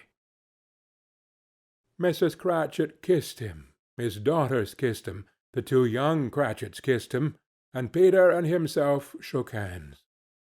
Spirit of Tiny Tim, thy childish essence was from God. Spectre, said Scrooge, something informs me that our parting moment is at hand. I know it, but I know not how. Tell me what man that was whom we saw lying dead. The ghost of Christmas yet to come conveyed him, as before, though at a different time, he thought. Indeed, there seemed no order in these latter visions, save that they were in the future, into the resorts of business men, but showed him not himself. Indeed, the spirit did not stay for anything, but went straight on, as to the end just now desired, until besought by Scrooge to tarry for a moment. This court, said Scrooge, through which we hurry now, is where my place of occupation is, and has been for a length of time. I see the house. Let me behold what I shall be in days to come." The spirit stopped. The hand was pointed elsewhere. "The house is yonder," Scrooge exclaimed. "Why do you point away?" The inexorable finger underwent no change. Scrooge hastened to the window of his office, and looked in. It was an office still, but not his. The furniture was not the same, and the figure in the chair was not himself. The phantom pointed as before. He joined it once again, and wondering why and whither he had gone, accompanied it until they reached an iron gate. He paused to look round before entering. A churchyard. Here, then, the wretched man whose name he had now to learn lay underneath the ground. It was a worthy place, walled in by houses, overrun by grass and weeds, the growth of vegetation's death, not life, choked up with too much burying, fat with repleted appetite. A worthy place. The spirit stood among the graves, and pointed down to one. He advanced towards it trembling. The phantom was exactly as it had been, but he dreaded that he saw new meaning in its solemn shape. "Before I draw nearer to that stone to which you point," said Scrooge, "answer me one question. Are these the shadows of the things that will be, or are they the shadows of things that may be only?" Still the ghost pointed downward to the grave by which it stood. "Men's courses will foreshadow certain ends, to which, if persevered in, they must lead," said Scrooge. "But if the courses be departed from, the ends will change. Say it is thus with what you show me." The spirit was unmovable as ever. Scrooge crept towards it, trembling as he went, and following the finger, read upon the stone of the neglected grave his own name, Ebenezer Scrooge. "Am I the man that lay upon the bed?" he cried upon his knees. The finger pointed from the grave to him and back again. "No, spirit! No, no, no!" The finger still was there. "Spirit!" he cried, tightly clutching at its robe. "Hear me! I am not the man I was. I will not be the man I must have been but for this intercourse. Why show me this if I am past all hope?" For the first time the hand appeared to shake. "Good spirit," he pursued, as down upon the ground he fell before it, "your nature intercedes for me, and pities me. Assure me that I yet may change these shadows you have shown me by an altered life." The kind hand trembled. "I will honor Christmas in my heart, and try to keep it all the year. I will live in the past, the present, and the future. The spirits of all three shall strive within me. I will not shut out the lessons that they teach. Oh, tell me I may sponge away the writing on this stone." In his agony he caught the spectral hand. It sought to free itself, but he was strong in his entreaty, and detained it. The spirit, stronger yet, repulsed him. Holding up his hands in a last prayer to have his fate reversed, he saw an alteration in the phantom's hood and dress. It shrunk, collapsed, and dwindled down into a bedpost. Stave 5. The end of it. Yes, and the bedpost was his own. The bed was his own. The room was his own. Best and happiest of all, the time before him was his own to make amends in. "I will live in the past, the present, and the future," Scrooge repeated, as he scrambled out of bed. "The spirits of all three shall strive within me. Oh, Jacob Marley, heaven and the Christmas time be praised for this! I say it on my knees, old Jacob, on my knees." He was so fluttered and so glowing with his good intentions that his broken voice would scarcely answer to his call. He had been sobbing violently in his conflict with the spirit, and his face was wet with tears. "They are not torn down," cried Scrooge, folding one of his bed-curtains in his arms. "They are not torn down, rings and all. They are here. I am here. The shadows of the things that would have been may be dispelled. They will be. I know they will." His hands were busy with his garments all this time, turning them inside out, putting them on upside down, tearing them, mislaying them, making them parties to every kind of extravagance. I don't know what to do," cried Scrooge, laughing and crying in the same breath, and making a perfect raccoon of himself with his stockings. "I am light as a feather. I am as happy as an angel. I am merry as a schoolboy. I am as giddy as a drunken man. A Merry Christmas to everybody. A Happy New Year to all the world. Hello there! Hello!" He had frisked into the sitting-room, and was now standing there, perfectly winded. "There's the saucepan that the gruel was in," cried Scrooge, starting off again and going round the fireplace. "There's the door by which the ghost of Jacob Marley entered. There's the corner where the ghost of Christmas Present sat. Oh, there's the window where I saw the wandering spirits. It's all right. It's all true. It all happened. Really, for a man who had been out of practice for so many years, it was a splendid laugh, a most illustrious laugh, the father of a long, long line of brilliant laughs. "I don't know what day of the month it is," said Scrooge. "I don't know how long I've been among the spirits. I don't know anything. I'm quite a baby. Never mind. I don't care. I'd rather be a baby. Hello! Whoop! Hello here!" He was checked in his transports by the churches ringing out the lustiest peals he had ever heard. Clash, clang, hammer. Ding, dong, bell. Bell, dong, ding, hammer, clang, clash. Oh, glorious, glorious! Running to the window, he opened it and put out his head. No fog, no mist, clear, bright, jovial, stirring cold. Cold, piping for the blood to dance to. Golden sunlight, heavenly sky, sweet fresh air, merry bells. Oh, glorious, glorious! "What's to-day?" cried Scrooge, calling downward to a boy in Sunday clothes, who perhaps had loitered in to look about him. "Aye," returned the boy, with all his might of wonder. "What's to-day, my fine fellow?" said Scrooge. "To-day?" replied the boy. "Why, Christmas Day." "It's Christmas Day," said Scrooge to himself. "I haven't missed it. The spirits have done it all in one night.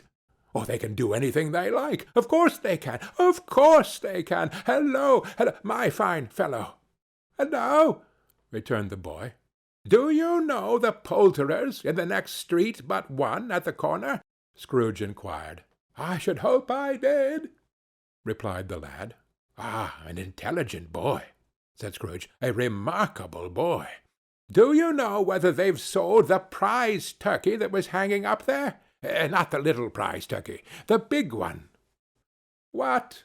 The one as big as me?" returned the boy. "What a delightful boy!" said Scrooge. "It is a pleasure to talk to him. Yes, my buck." "It's hanging there now," replied the boy. "Is it?" said Scrooge. "Go and buy it." "Walker!" exclaimed the boy. "No, no," said Scrooge. "I am in earnest. Go and buy it, and tell him to bring it here, that I may give them the direction where to take it. Come back with the man, and I'll give you a shilling. Come back with him in less than 5 minutes, and I'll give you half a crown." The boy was off like a shot. He must have had a steady hand at a trigger who could have got a shot off half so fast. "I'll send it to Bob Cratchit's," whispered Scrooge, rubbing his hands and splitting with a laugh. "He shan't know who sends it. It's twice the size of Tiny Tim. Joe Miller never made such a joke as sending it to Bob's will be." The hand in which he wrote the address was not a steady one, but write it he did, somehow, and went downstairs to open the street door, ready for the coming of the poulterer's man. As he stood there, waiting his arrival, the knocker caught his eye. "I shall love it as long as I live," cried Scrooge, patting it with his hand. "I scarcely ever looked at it before. What an honest expression it has in its face! It's a wonderful knocker. Here's the turkey. Hallo! Woo! How are you? Merry Christmas!" It was a turkey. It never could have stood upon his legs, that bird.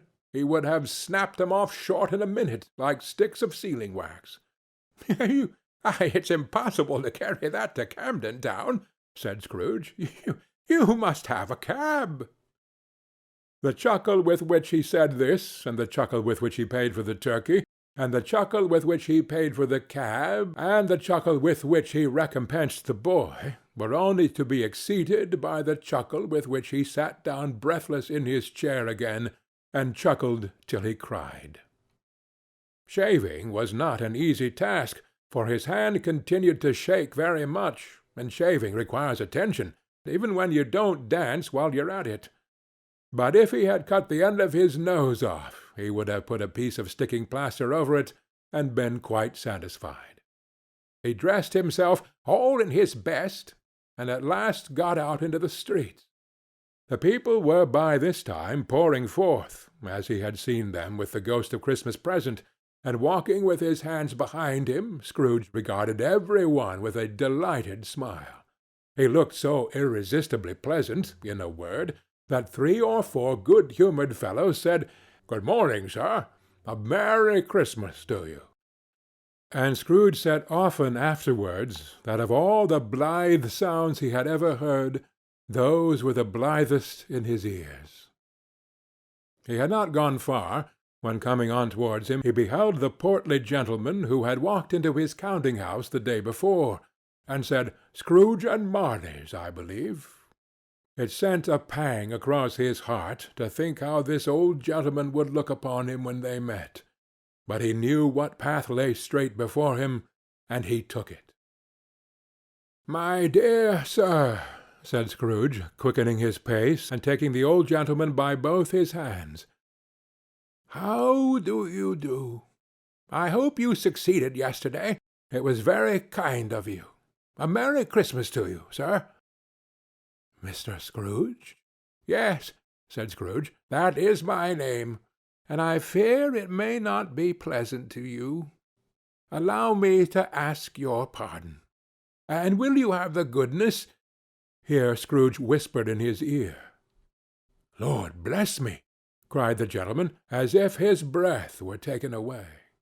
"My dear Mr. Scrooge, are you serious?" "If you please," said Scrooge. "Not a farthing less. A great many back payments are included in it, I assure you. Will you do me that favor?" "My dear sir," said the other, shaking hands with him, I don't know what to say to such munificent—" "Don't say anything, please," retorted Scrooge. "Come and see me. Will you come and see me?" "I will," cried the old gentleman, and it was clear he meant to do it. "Thank ye," said Scrooge. "I am much obliged to you. I thank you 50 times. Bless you." He went to church, and walked about the streets, and watched the people hurrying to and fro, and patted children on the head, and questioned beggars, and looked down into the kitchens of houses, and up to the windows, and found that everything could yield him pleasure. He had never dreamed that any walk, that anything, could give him so much happiness. In the afternoon he turned his steps towards his nephew's house. He passed the door a dozen times before he had the courage to go up and knock. But he made a dash and did it. "Is your master at home, my dear?" said Scrooge to the girl. "Nice girl. Very." "Yes, sir." "Where is he, my love?" said Scrooge. "He's in the dining-room, sir, along with mistress. I'll show you upstairs, if you please." "Thank ye. He knows me," said Scrooge, with his hand already on the dining-room lock. "I'll go in here, my dear." He turned it gently, and sidled his face in round the door. They were looking at the table, which was spread out in great array, for these young housekeepers are always nervous on such points, and like to see that everything is right. "Fred," said Scrooge. Dear heart alive, how his niece by marriage started! Scrooge had forgotten, for the moment, about her sitting in the corner with the footstool, or he wouldn't have done it on any account. "Why, bless my soul!" cried Fred. "Who's that?"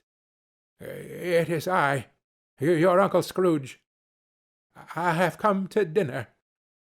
Will you let me in, Fred?" "Let him in?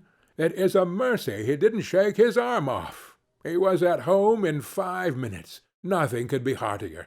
His niece looked just the same. So did Topper when he came. So did the plump sister when she came. So did everyone when they came. Wonderful party, wonderful games, wonderful unanimity, wonderful happiness." But he was early at the office next morning. Oh, he was early there.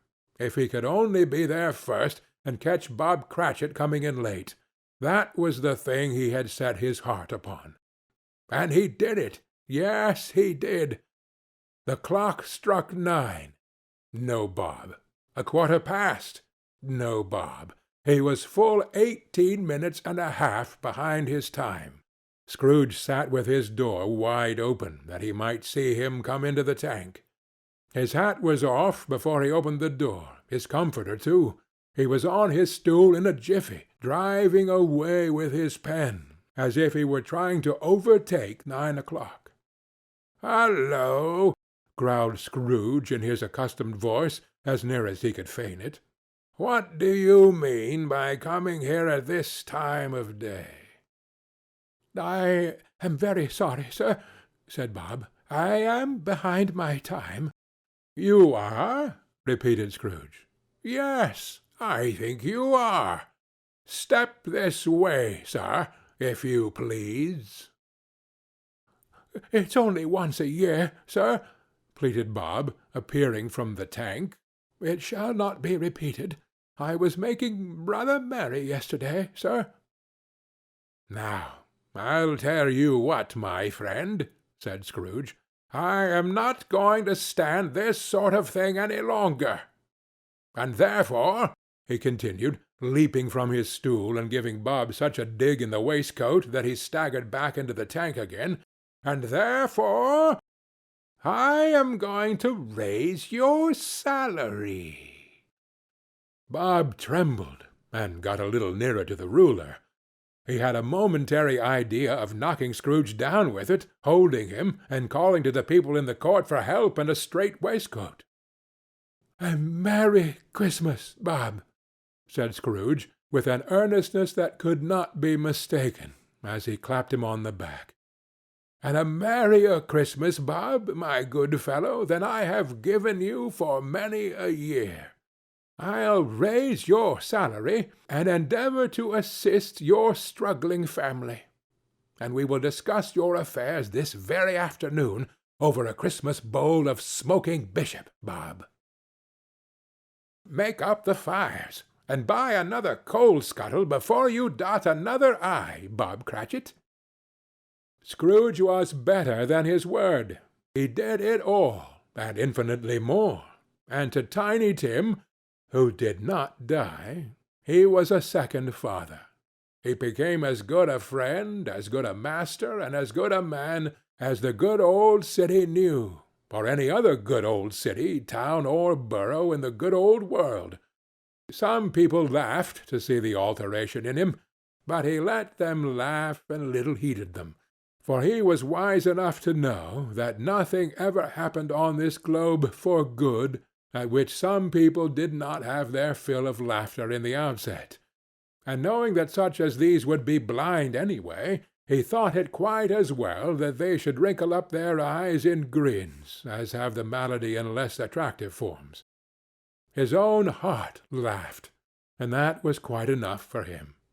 He had no further intercourse with spirits, but lived upon the total abstinence principle ever afterwards, and it was always said of him that he knew how to keep Christmas well, if any man alive possessed the knowledge.